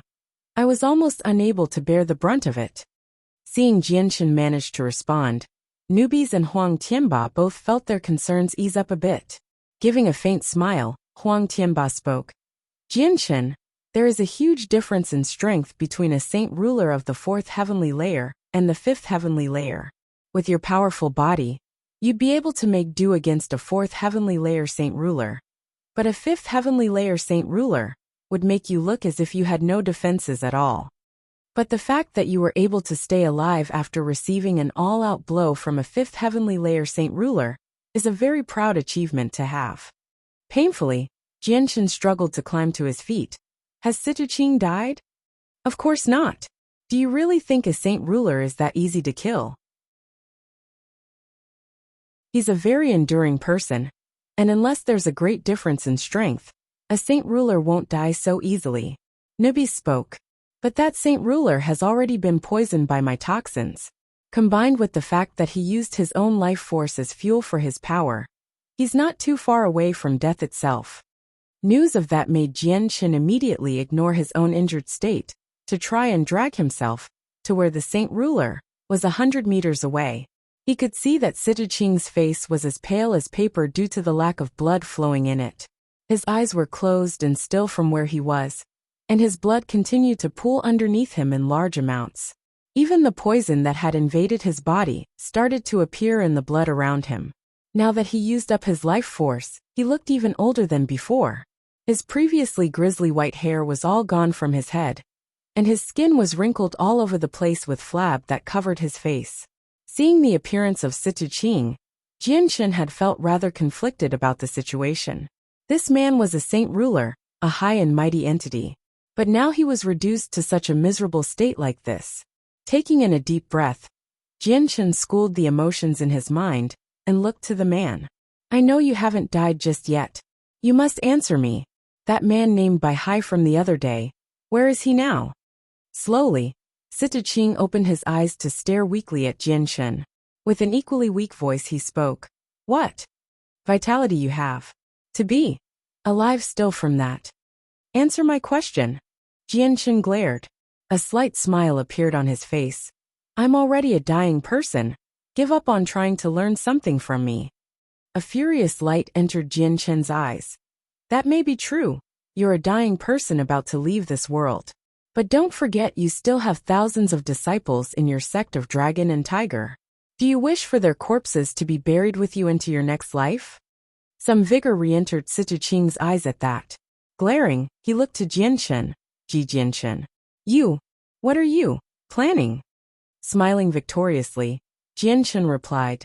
Seems like you still care somewhat for the sect of dragon and tiger. I, Jianshan, promise you that if you tell me what I need to know about Bai Hai, then I'll spare the sect of dragon and tiger. If you don't, then I'll wipe them off the continent. Hesitation befell Sita-Ching for a brief moment. Then finally, a look of resolution appeared on his face, as he finally relented to Jianshan, for the sake of the sect of dragon and tiger. You win, Jianshan. I'll tell you about Bai Hai. I hope that you'll keep to your word then.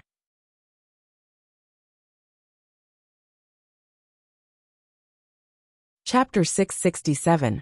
A mystery of the past. Several 10,000 kilometers from here, there'll be a mountain range. Bai Hai will be in a cave recuperating from his wounds and cultivating. This map has a detailed note of his location.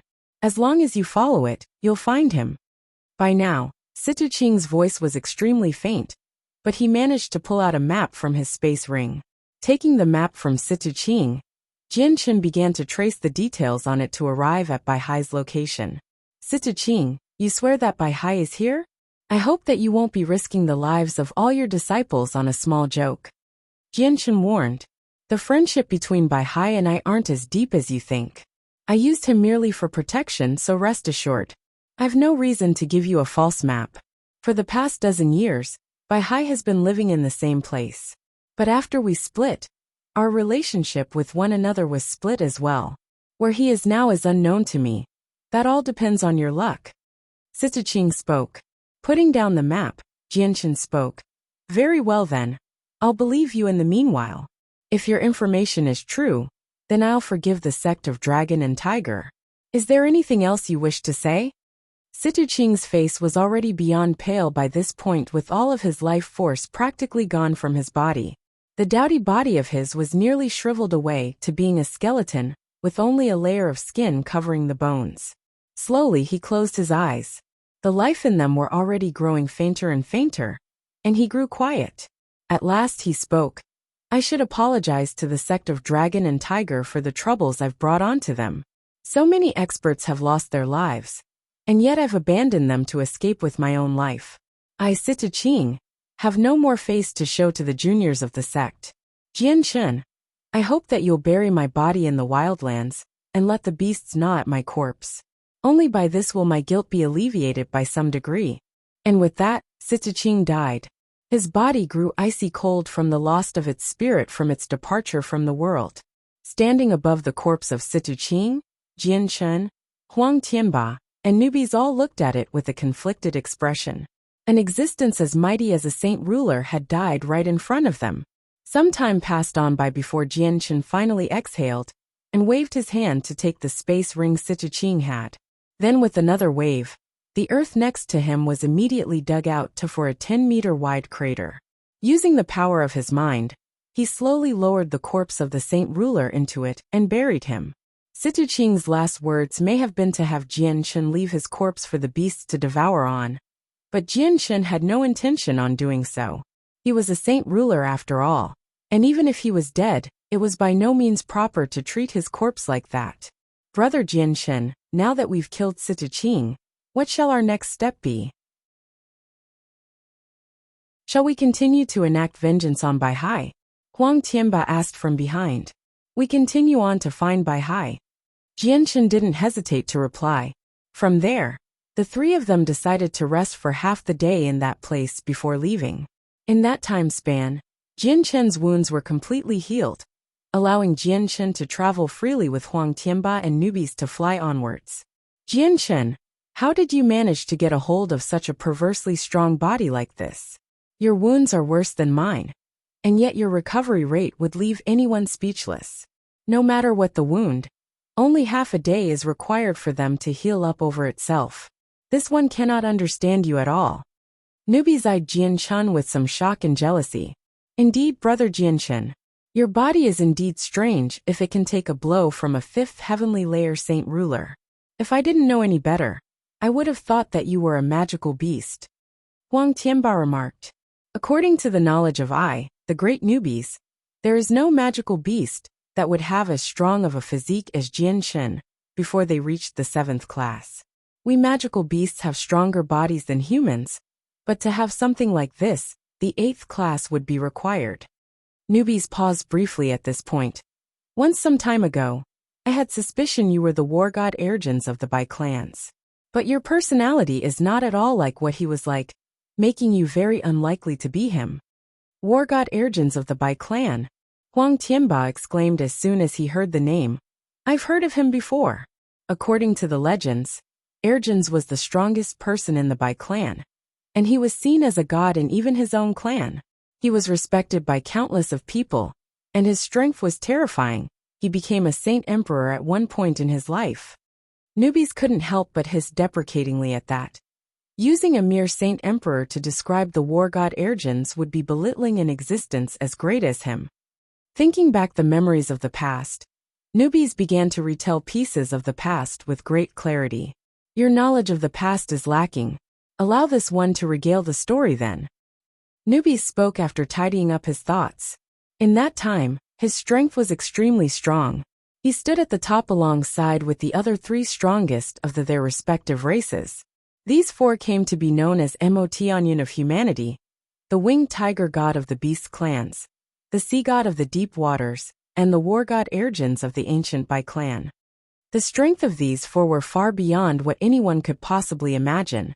They were beings that long since transcended what a saint emperor could do, and as the strongest four in the world, they were people of the utmost glory, living gods walking amongst mortals.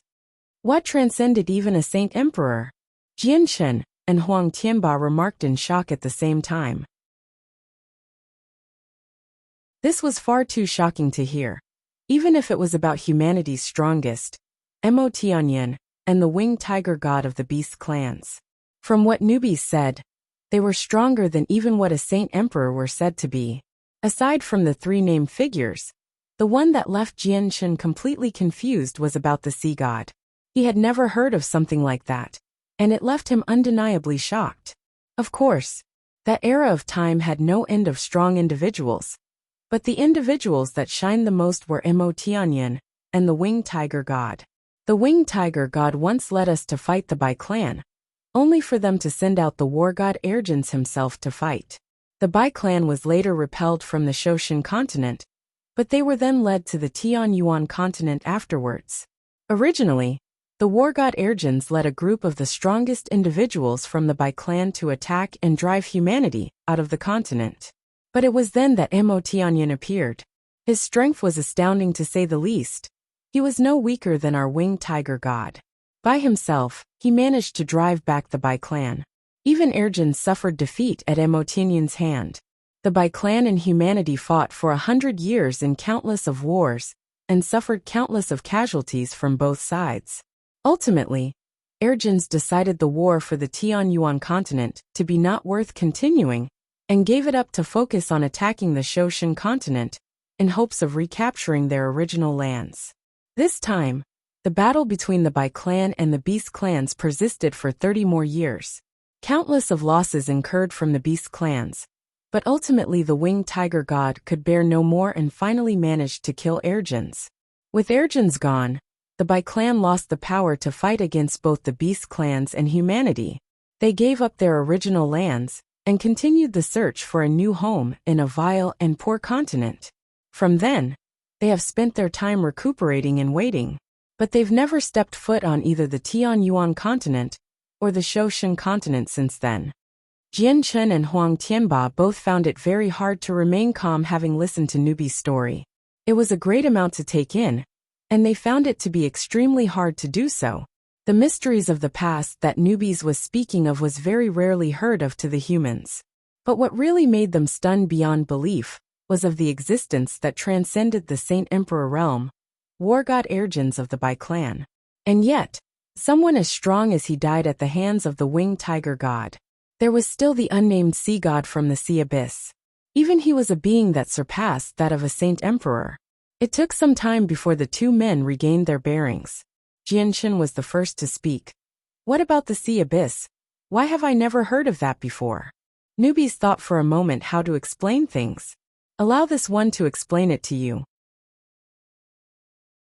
In this world there are 4 races. Humanity, the magical beasts, the Bai, and those of the sea. Could the sea abyss be all one single race then? Jianshin asked in confusion. Correct. And they are not weak by any means. The entirety of the sea abyss is one single powerful race that lay claim to everything in the sea. Because of how the sea suits their existence, they've never ventured beyond the shore since the last 100,000 years.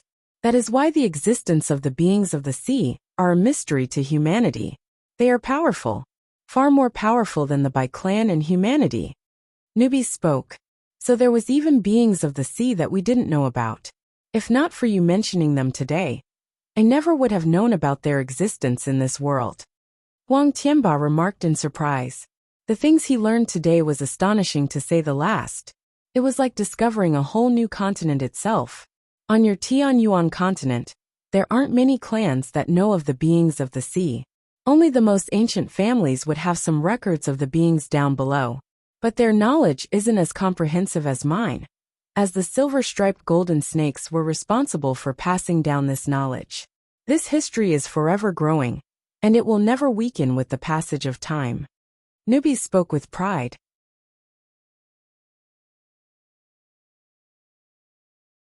Chapter 668. Patriarch of the Bai clan. I've never gone beneath the sea, but the memories I inherited has given me a deep understanding on some aspects.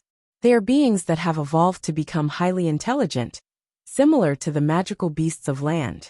They are an extremely powerful race, and they are the only one of the 4 races to never take advantage of the other 3 races in any conflict. They are well suited for life underwater and not on land.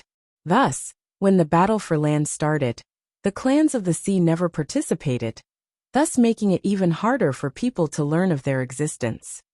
How many champions do the clans of the sea have? Jianshin asked.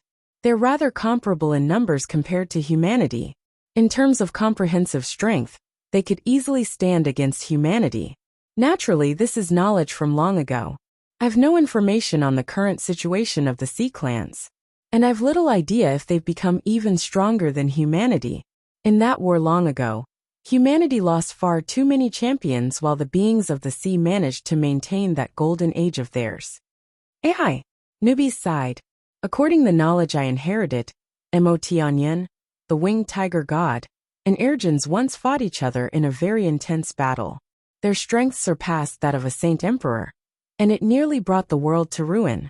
Even the laws of the world were bent at their whims, and the energy of the world suffered catastrophic damages. This led to the champions of humanity thinning out, and becoming rarer as a result, and made understanding the mysteries of the world even harder, meaning even less saint rulers were to be had. Compared to before, breaking through now is far harder. Even the most promising of genius have difficulty crossing this boundary, and the realms after that only gets harder, making it require far more time to cultivate strength.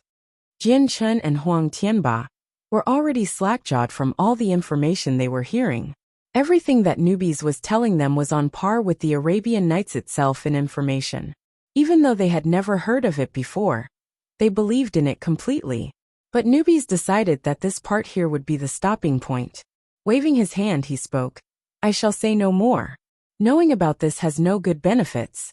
Let us focus on the task at hand.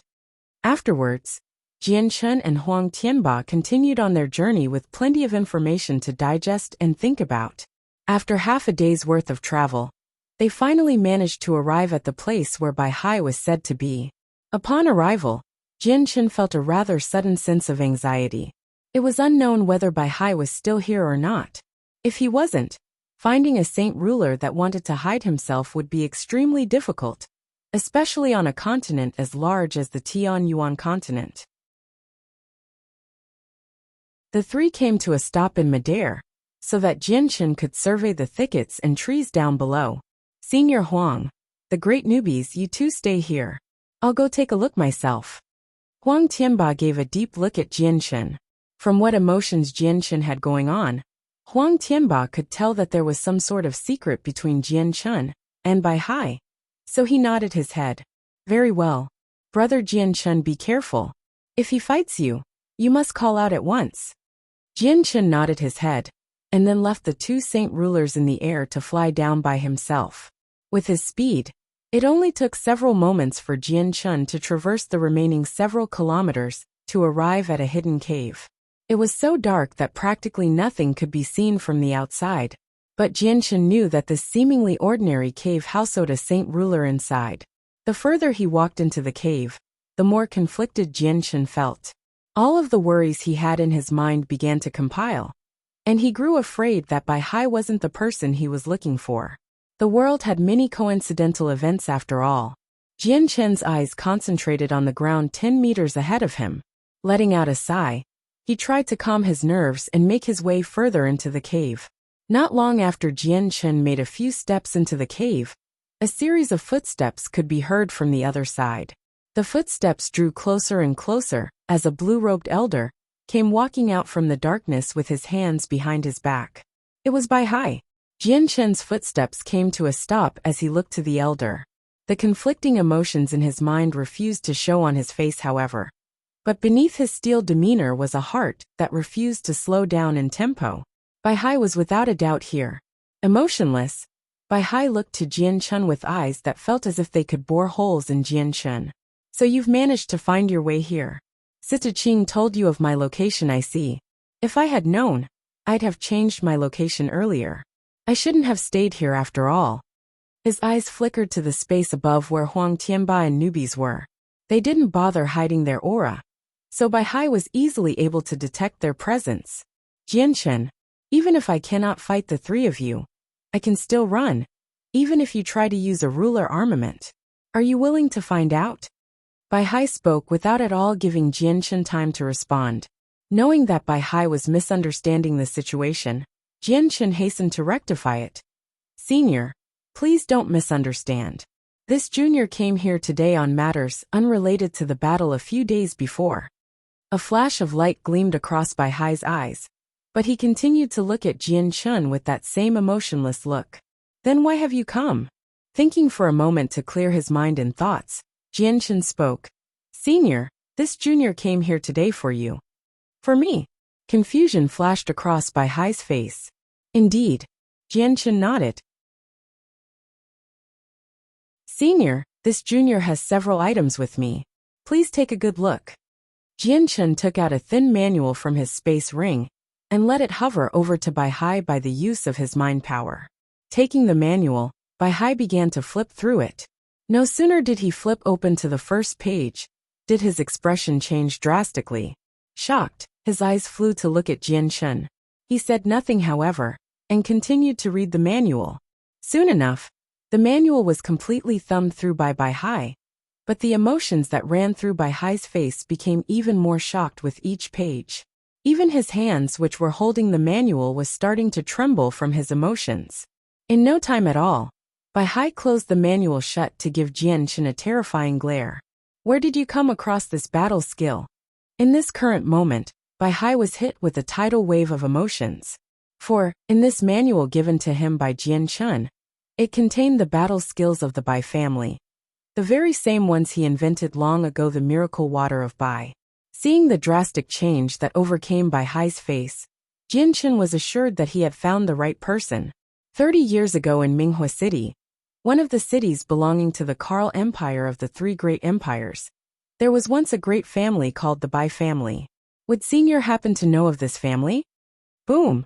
Unable to preserve his calm composure, a tremendous aura exploded forth from Bai Hai's body and solidified the area around him, so that Jianchen felt himself unable to move a hand or foot in any direction. Immediately, Bai Hai appeared right in front of Jianchen with terrifying power. Who are you? He barked. How did you come across the miracle water of Bai? Are you related to the massacre of my Bai family 30 years ago? Whoosh! Appearing out of nowhere, a golden arrow made itself known as it flew towards Bai Hai with an ear-piercing sound. The golden arrow was locked onto Bai Hai's aura, meaning that Bai Hai would have no way of dodging it. A frosty light appeared in Bai Hai's eyes as he grabbed onto Jianchen and moved him to the front to use him as a shield against the arrow fired from a ruler armament. But the result was not what Bai Hai was expecting, as the golden arrow suddenly rerouted itself besides Jianchen to strike at Bai Hai from another direction. Snorting, Bai Hai tossed Jianchen to the side and took out his saint weapon to knock the golden arrow to the side. As the golden arrow made contact with Bai Hai's saint weapon, an ear-deafening explosion rang out in the area.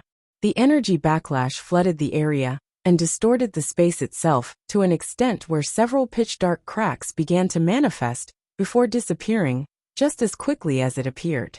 The mountain Bai Hai and Jianchen were standing on began to quake before ultimately collapsing on itself, leaving both persons to fly into the skies.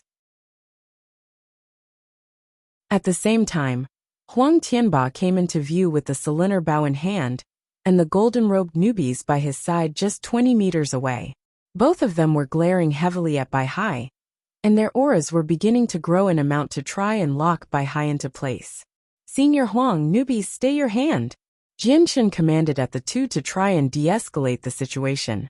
Obeying Jianchen, the two of them slowly withdrew their auras, but they remained where they stood without saying a word.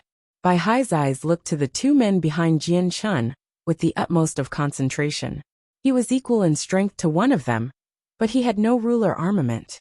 The other one was an ancient silver-striped golden snake, a magical beast of antiquity that boasted tremendous battle strength.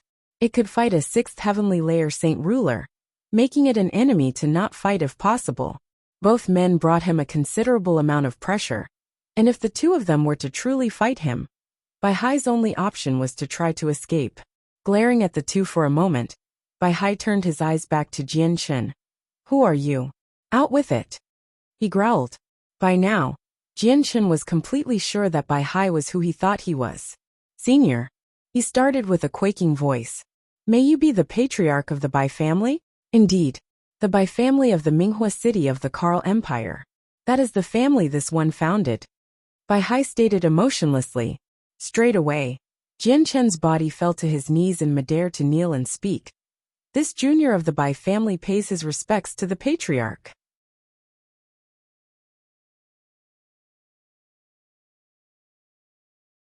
Chapter 669. Return of the Ancestor. 1. As he knelt down to his knees, Jian Chen's heart was practically threatening to leap out of his chest. At last, he had found the long-lost patriarch to the Bai family, as one with the blood of Bai through his veins. This was a monumental occasion with great implications. Bai Hai was appalled. These words spoken to him by Jian Chen had left him speechless, and his actions had left him wide-eyed.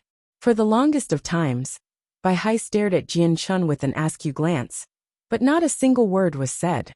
On the other side, Huang Tianba and newbies were both equally stunned. Just like Bai Hai, they could only really stare at the still kneeling Jian Chen while being as still as statues. Although Huang Tianba guessed that there was some sort of secret between Bai Hai and Jian Chen, he wasn't able to tell what type of relationship there was exactly. Thus, he was just as surprised as the others were. What in the world is going on? Has Jian Chen gone loose in the head? Newbies was the first to finally speak. His eyes were wide-eyed from shock, and his jaws were dropped open in surprise. Huang Tianba was still speechless due to his own shock. Never did he imagine that the enemy he fought some time ago would be the ancestor to Jian Chen. For a good while, Bai Hai didn't speak. His expression was filled with shock as he looked to Jian Chen, but at last he spoke. "You. What did you say?" he asked, unsure whether or not his hearing was still working. "Patriarch, my mother was from the Bai family, and by extension, I am of the family line with the blood of Bai in my veins." Jian Chen replied. "What? You're a member of the Bai family?" A quivering finger of Bai Hai pointed at Jian Chen in disbelief. Since when did the Bai family have a saint ruler? He had never seen or heard of such a person before. Surely a person like Jian Chen would leave an impression on Bai Hai. "Yes, Patriarch. This one is of the Bai family." Jian Chen replied. "Impossible. This is impossible. If you're one of my own, how have I never heard of you before?" In this current moment, Bai Hai was filled with emotion. The Bai family was long since a source of heartache for him. He spent so many years to build the family up into what it was, and then it was destroyed all in one night. There was no way he wouldn't feel hurt by it. He originally thought that no one survived the massacre of his family, so when he heard that there was somehow one survivor to his family, and a saint ruler no less, this to him was a tremendous shock and also a great upset. A thought struck Bai Hai, causing him to stare dangerously at Jian Chen. "Tell me who your parents were, and what name you used to be called by." "Patriarch, my mother is named Bai Yuntian. 30 years ago, she was the daughter to the acting head of the Bai family. As for me, my name is unfortunately one you will not have heard of before. When the massacre happened, I wasn't born yet." Jian Chen replied. "What, you weren't born 30 years ago?" Bai Hai stared at Jian Chen in disbelief. Disbelief wouldn't even be the right word to describe his face actually. This was the most shocking news he had ever heard of in his life in fact. Not even 30 years old, and he was already a saint ruler. If the Tianyuan continent were to hear about this, every single inhabitant would definitely be stunned. Blast, what a monster! He's even younger than what I, the great newbies, imagined. His potential is even better than the war god Erjin's. Is it possible that he is the reincarnation of Emotianyan? Aside from him, what other human would be as capable? It is no wonder the winged tiger god has reappeared in the world. I was worried that the winged tiger god would grow up to become a being that'd break the tranquility between the Shoshin continent and the Tianyuan continent. But it seems my concerns were unfounded. Nubi sighed. You really are one of my descendants?" Bai Hai asked to verify. Since this piece of information was far too amazing to believe, his heart found it hard to do so. "Patriarch, if you don't believe me, please follow me back to my Changyang manor to see my mother. My mother will show you proof." Jian Chen spoke. "How wonderful. So there are still descendants remaining still. Come now then, we'll go see your mother at once." Bai Hai was completely besides himself with excitement now. "Patriarch, I'll take you to my Changyang manor. If my mother knows that the patriarch still lives, she'll definitely be overjoyed." Jian Chen stood back up on his feet. Joy was evident in his own voice as well. Soon afterwards, Jian Chen ordered newbies and Huang Tianba to return to the Flame Mercenaries, while he and Bai Hai returned to the Jessen Kingdom. As soon as the two left, Huang Tianba and newbies were left to stand in the middle of the skies, still slightly sluggish from their shock. The two of them could only look off into the direction where Jian Chun and Bai Hai left towards.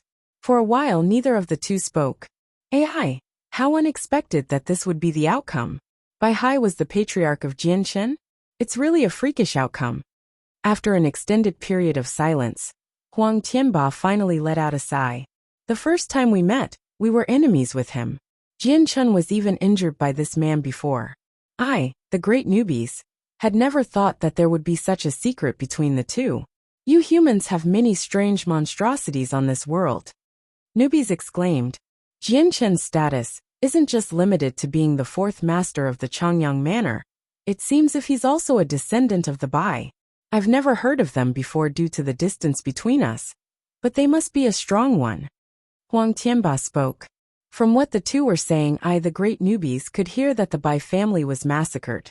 Forget it, we should head back ourselves. Afterwards, Huang Tianba and newbies both returned back to Mercenary City.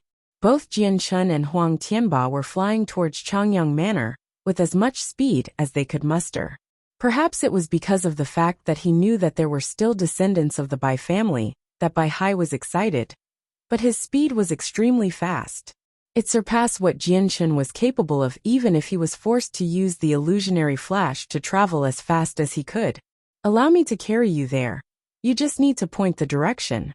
Bai Hai spoke as he and Jian Chun traveled with the powers of space. Bai Hai himself was extremely anxious to reach the Changyang Manor. Suddenly, Jian Chun felt the world ahead of him start to distort and grow hazy as the scenery around him blended into chaos. Just barely, Jian Chun could make out the hazy blurs that were the mountains and rivers. But even those faded away from sight almost instantly. Even the bustling cities and verdant skies and clouds would change and blur away from vision as fast as they appeared. They weren't illusions. It was only because of the fact that they were traveling far too fast to properly register as a definite image on their eyes. The speed in which they were traveling at was simply far too fast. This has to be the speed from when spatial force is used. How fast it is. This is many times faster than flying through the air. If I had this type of speed, then how long would it take to reach the Qinhuang kingdom? Jian Chun thought to himself. He was envious of such a speed. If he commandeered it, then he could travel home whenever he wished. This time, it only took a short 4 hours to travel several 100,000 kilometers back to the Jessen kingdom and into Changyang Manor. Masking his aura, Jian Chun only allowed for Chang Wuji, Qing Wuming and the other 2 Heaven Saint Masters to detect his arrival, so that the 4 of them would come to greet him. Fourth Master, you've returned so soon. Your departure several days ago was so sudden. The Lord himself felt regretful that you couldn't stay for a moment longer. Chang Wuji smiled at both Jian Chun and then at the old figure behind him with an equally welcoming smile. Chang Wuji, I've something very important to attend to. We can talk later, but first I must see Mother.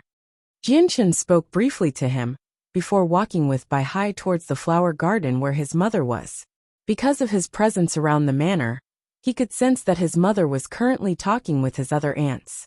After the reconstruction of Changyang Manor, even the flower garden was expanded to 3 times its original size. At this very moment, Bai Yuntian and the other 3 aunts of Jian Chun were gathered around a pond of water to chat. Third sister, the past is the past. Don't be so worried. Xiang'er is an obedient child and not a vengeful one. When Xiang'er comes back, we can have another talk where you two can talk it out. The second aunt Yu Fengyan spoke. Second sister is correct.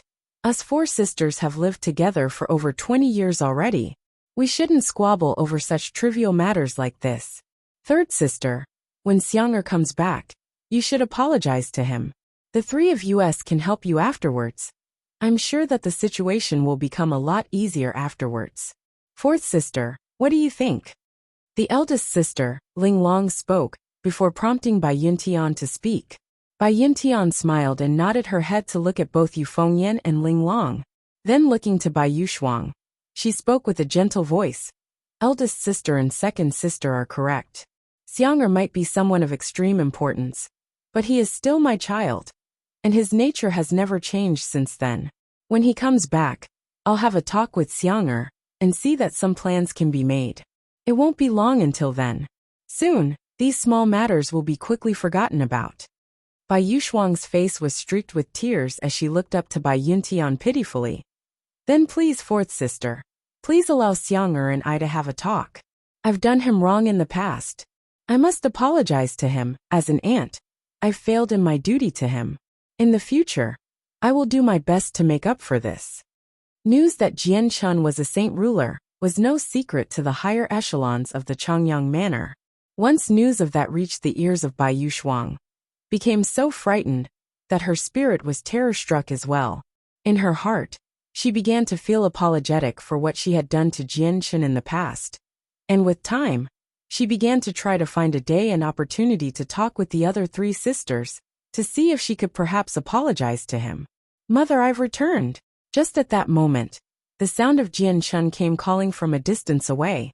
The four seated women all glanced upwards to see a young man and elderly figure come walking quickly towards them. Xiang'er is back. What fortunate timing. Bai Yuntian grew gleeful as soon as she recognized Jian Chun. Shi Yufengyan and Ling Long were all equally happy and excited to see him. Jian Chun was the pride and glory of Changyang Manor, and they all felt proud to be related to him. Out of the four of them, only Bai Yuxuang was the only one not entirely excited. Instead, she was rather apprehensive, but despite her feelings, she managed to force out a smile on her face.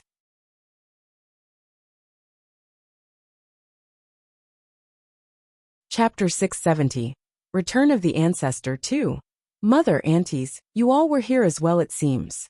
Calling out to them all in greeting, Jian Chun approached them with a smile on his face. Xiang'er, your return was just in time. Come, your mother has some things I wish to talk about. Bai Yuntian took Jian Chun by the hand and dragged him to sit down. Before he could even say anything, Bai Yuntian spoke first. Xiang'er, today your mother wants to talk to you about your third aunt. She has done you wrong in the past, but in the end we are still family. I hope that you'll forgive your third aunt and won't begrudge her for before. Jian Chun was surprised by this and turned to look at his third aunt. He didn't have a favorable opinion of her, since he remembered how she used to treat him before. Ever since the beginning, she made life difficult for him with all the obstacles she put. Bai Yuxuang could feel herself grow quiet knowing that Jian Chun's gaze was on her. Forcing a smile onto her face, she spoke. Xiang'er, I've done many wrong things towards you as a result of my narrow-mindedness. I've failed in my duty as your auntie, and for the past few days, your third aunt has been reflecting on this. I've acknowledged my mistakes and wish to apologize to you, Xiang'er. I hope that you'll forgive this auntie and give me another chance. But Jian Chun responded to her with a great big smile. I've long since forgotten about the past. Third auntie, you shouldn't be so concerned about such matters. While Jian Chun didn't have a good opinion of her, she was still his aunt in the end. As the third wife of his father, she was family, and someone he would see often. If he and her were to have a falling out, it would influence the entire household. Jian Chun loved and cherished his family, as he had never won in his past life. Thus, he was reluctant to have anything sad happen to his household, and would try to avoid any unfortunate situations, such as this one, by choosing to forgive the aunt. Furthermore, he understood the power he had now. If he was adamant in pushing Bai Yuxuang away, then the elders of the clan would surely try to protect their own statuses by treating her badly. This would then lead to Bai Yuxuang being mistreated within the manor and cause problems with his father as well. Ha ha ha. The Xiang'er of today grows even more understanding with each passing day. Third sister, you've heard him. He has already forgotten about the matters of the past. You can rest assured now. There is no longer any conflict between us four sisters. There's no need for such conflict between family members after all. The eldest aunt spoke. Yes, of course. From now on, I will do my best to listen to my sisters. Bai Yuxuan nodded her head furiously with great joy. Knowing that Jian Chun was forgiving her, had allowed all of her apprehension to simply melt away. The second aunt looked to Jian Chun with a fond look. Ah, Xiang'er, you've come back home again so soon. Why don't you stay for longer this time? Then, looking to Bai Hai, she gave an inquisitive look. Xiang'er, who might this elder be? Bai Yushuang's previous situation with him had knocked Jianshen for a loop. But when Yu Fengyan brought him back to awareness of the more important matters, straightening himself up with a solemn expression, he spoke. Eldest aunt, second aunt, third aunt, I've important matters to talk with my mother. If we could have this conversation another time? Ah yes. No problem at all. Your mother hasn't seen you for a long time. There must be plenty you two wish to talk about. We won't take up any more of your time then. Take your time now. Ling Long spoke before bringing both Yu Fengyan and Bai Yushuang away from the garden. Passing by Bai Hai, the three of them looked only briefly at him to wonder just who he was before leaving completely. When the three of them disappeared from sight, all that remained in the garden was Jianshen, Bai Yintian, and Bai Hai. Bai Yintian stared inquisitively at Jianshen and was just about to ask what in the world was the matter with him when she stared behind at Bai Hai. Straight away, her face slackened as memories from several days ago came flooding back to her about what Jianshen told her about the Bai family. Connecting two and two, Bai Yintian quickly arrived at a conclusion. Xiang'er, who might this senior be? She asked. Inside her chest, her heart was already starting to beat rapidly. Mother, your child has done well. I've found the patriarch of our Bai family. The patriarch lost to us well over 30 years ago. Jianshen spoke exuberantly. What? Bai Yuntian's face grew shocked. Jianshen's words had been like a clap of thunder to completely astound her where she stood. She had never expected to see that her own son would even find information of the lost patriarch, let alone actually bring him back. For a good while Bai Yintian was speechless. Finally, she found herself looking at Bai Hai to ask with a trembling voice. Are you really patriarch to my Bai family? Bai Hai studied Bai Yintian closely. Seeing that a descendant to his family was in front of him, at this very moment, had filled the elder with unrestrained emotions. That would be correct. I am the patriarch to the Bai family, Bai Hai. He spoke with a hint of a shudder. In the current moment, he felt as if he was a father to the prodigal son, and his voice could hardly contain his emotions. Now that his identity was confirmed, Bai Yintian fell to her knees to cry out. This descendant welcomes the return of the patriarch. Up to your feet now, up I say. There are only us left to the Bai. There's no need for such etiquette. Bai Hai immediately hurried to lift Bai Yintian to her feet. Now that he had found a member to his family, Bai Hai was besides himself with joy. Slowly helping Bai Yintian to her feet, Bai Hai opened his mouth to speak. Tell me what you know of the massacre 30 years ago. Everything you know. You must tell me without a single detail left out. He was frantic in his deep desire to learn just which person was the one responsible. Patriarch, the massacre happened when I was only a child, so I know little of the events, less of even who were responsible. But my father did tell me that they were after the inheritance of our Bai family. Bai Hai's eyes flashed dangerously. Whipping up a barrier to prevent sound from going past it, he placed the barrier around the entire garden. It glimmered hazily in the air, but the entire place within the sphere was now protected from the exterior, without people even being able to see what was going on within. The beast fur, has it been taken from us? Bai Hai asked grimly. It's right here. Jianshen immediately produced a box from within his space ring to hand to Bai Hai. Patriarch, there's 3 pieces to the beast fur in here. One of them being the inheritance from our Bai family. The other 2 pieces were ones I found on my own during my travels. Without paying much attention to what Jianshen's words, Bai Hai took the box and opened it to retrieve the pieces of the beast fur from within. When he saw the 3 pieces, his eyes flashed with a surprised look. These 3 pieces are identical. Yes, Patriarch. They are all the exact same. Whether it's in size, shape, or material, it's all the same. Would you happen to know the secret behind them? Jianshen asked.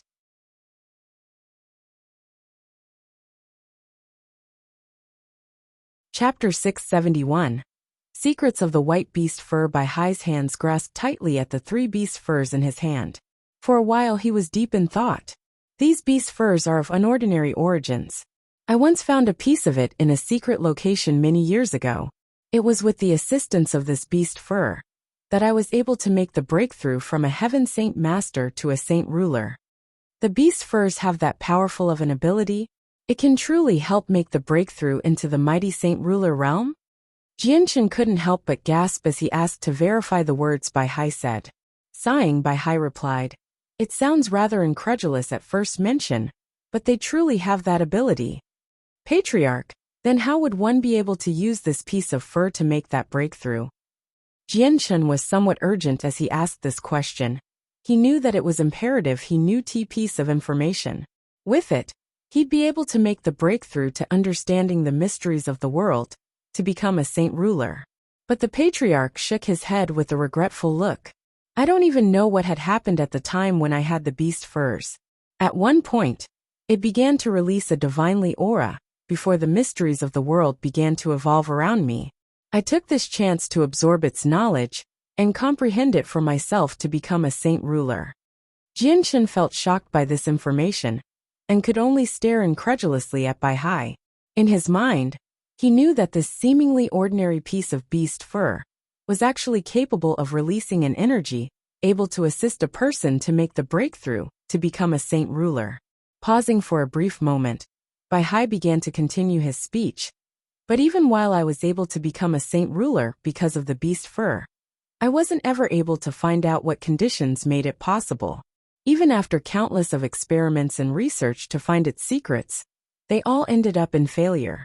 As such, I've spent 200 years researching it and tried countless of methods to force its secrets out, but to no avail. With no further path to tread, I decided to pass it down within the family in hopes that one fortunate descendant would someday open up the secrets to this beast fur. Alas, I had no idea that this beast fur would be such an unfortunate item. My family grew strong because of it, but at the same time, it was this same item that brought forth the downfall of it." Bai Hai lamented grievously. The mystery that was the beast fur was a curse rather than fortune. Jianshan let out a sigh as well after seeing the pained look on Bai Hai's face. The fate that befell the Bai family was simply far too tragic. "Patriarch, if someone came to steal away the beast fur, then they have to know about the mystery behind it. Other than you, how many other people would know about it? Would they be involved?" Jianshan asked. Bai Hai slowly turned around to show the mother and son his back. Looking up to the skies, Bai Hai thought for a moment before scratching his head. "There is none that come to mind. I've never told anyone about the beast fur before besides those of the direct lineage to the Bai family. Even after 30 years since the massacre, I've come across no information that would help me learn about the ones responsible." But then his face darkened afterwards. "But the enemy is a very strong one. 30 years ago, I was of the 4th heavenly layer, and the one chasing me was at the very least a 6th heavenly layer saint ruler. I was nearly at the brink of death itself before I finally managed to comprehend a holy art to escape. By use of this holy art, I managed to escape death by a fluke. While I was able to escape with my life, I was not able to escape unscathed. My energy was extremely dilapidated, and it was then that the saint ruler of the sect of Dragon and Tiger found me. He fed me radiant spirit pills and helped me recover my strength. Thus I owed him a favor." Bai Hai shook his head as he remembered the past. "But I never would have imagined that it would be due to this favor that I would nearly kill my very own descendant. It is worth rejoicing that the situation didn't reach such a point like that, however, or I'd feel regret for all eternity afterwards. Patriarch, what happens in the past should stay in the past. Let's not talk any more about it. Aren't we doing well and fine now?" Jianshan smiled dryly. Bai Hai nodded his head to smile gratefully at him. "I will take revenge for the massacre of my family. That is a definite. The enemies to the Bai may be strong, and they may even be a part of an even stronger force. But with a genius like you and my family, I've faith that taking vengeance for my family will not be an impossible task." Jianshan grew solemn at Bai Hai's words. "Patriarch, please rest assured. I will take back the blood debt of the Bai family into my own hands. No matter who the enemy is, I will make sure they will pay the terrible price 100-fold. "Very well. While slightly outlandish for now, you've the strength to back up your words. However, I've still no idea to who might be our mysterious assailant, so talking about vengeance is still quite early. In the meanwhile, you should focus on bringing up your strength. As you are now my descendant, you've not the power to take vengeance yet. Even I myself don't have the strength to do so yet. Bai Hai spoke. Jianchen nodded his head earnestly, looking at the 3 pieces of beast fur for a moment longer. Bai Hai returned them to Jianchen. My child, you are the one remaining hope to our Bai family. I entrust these 3 pieces to you for safekeeping. Perhaps you'll come to see the evolution of the mysteries of the world, and use it to empower yourself. Jianchen hesitated to accept the beast furs, but he finally relented after a while. I believe that there'll be more than just 3 of these pieces.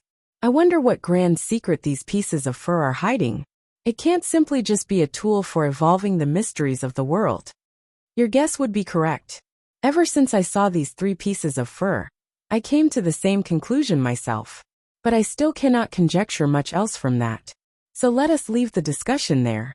It'd be fruitless to try and comment any further without knowing anything more. Bai Hai spoke, turning his head to Bai Yuntian. His voice took on a gentler tone. My child, how many more of our family do you know has survived? Patriarch, including this mother and son pair here. There are still another 2 more for a total of 4 to my knowledge. Bai Yuntian spoke darkly. Ai. Bai Hai sighed sorrowfully. His face grew grim for a moment before slowly returning to its normal color. Very well. Let us not talk any more about this topic. There's plenty of people waiting for you outside. You 2 should finish up what business you have with them. And with that, the barrier around the garden was dispelled, causing the exterior of the barrier to once more appear in Jianchen's eyes, along with a group of people waiting anxiously outside the barrier radius. Amongst this group was the clan leader, Changyangba. Ha ha ha, Xianger, you've returned. The last time you came home, your dear father was unfortunately too slow to meet with you. This time, stay for some time, why don't you? Changyangba laughed out loud as he looked to his child with pride. Calming himself down, Jianchen looked to his father with a smile. But then the realization of something new to his father's presence suddenly brought an excited smile to his face. Father, you've become an Earth Saint Master. Ha ha ha. I only just broke through not too long ago. Your father is already in his 40s. If I couldn't break through to become an Earth Saint Master, that'd mean I had no skill to begin with. Changyangba chortled, but when his eyes landed upon Bai Hai's figure, a respectful look immediately entered his face. When he saw the barrier put up around the garden, he knew that this person here was responsible for it, and that this person had to be a saint ruler. Xianger, whom might this senior be? Changyangba asked. Despite knowing that his son was a saint ruler, he still didn't dare neglect his etiquette towards another one. You're tuning in to the Li Mei's Wuxia Whispers YouTube channel. We're so grateful for your support, and don't forget to subscribe to join us on this incredible journey through captivating stories. Your generosity through donations truly makes a world of difference, as it's the primary source of revenue that allows me to expand and enhance this channel for you. Thank you from the bottom of my heart for being a part of this adventure.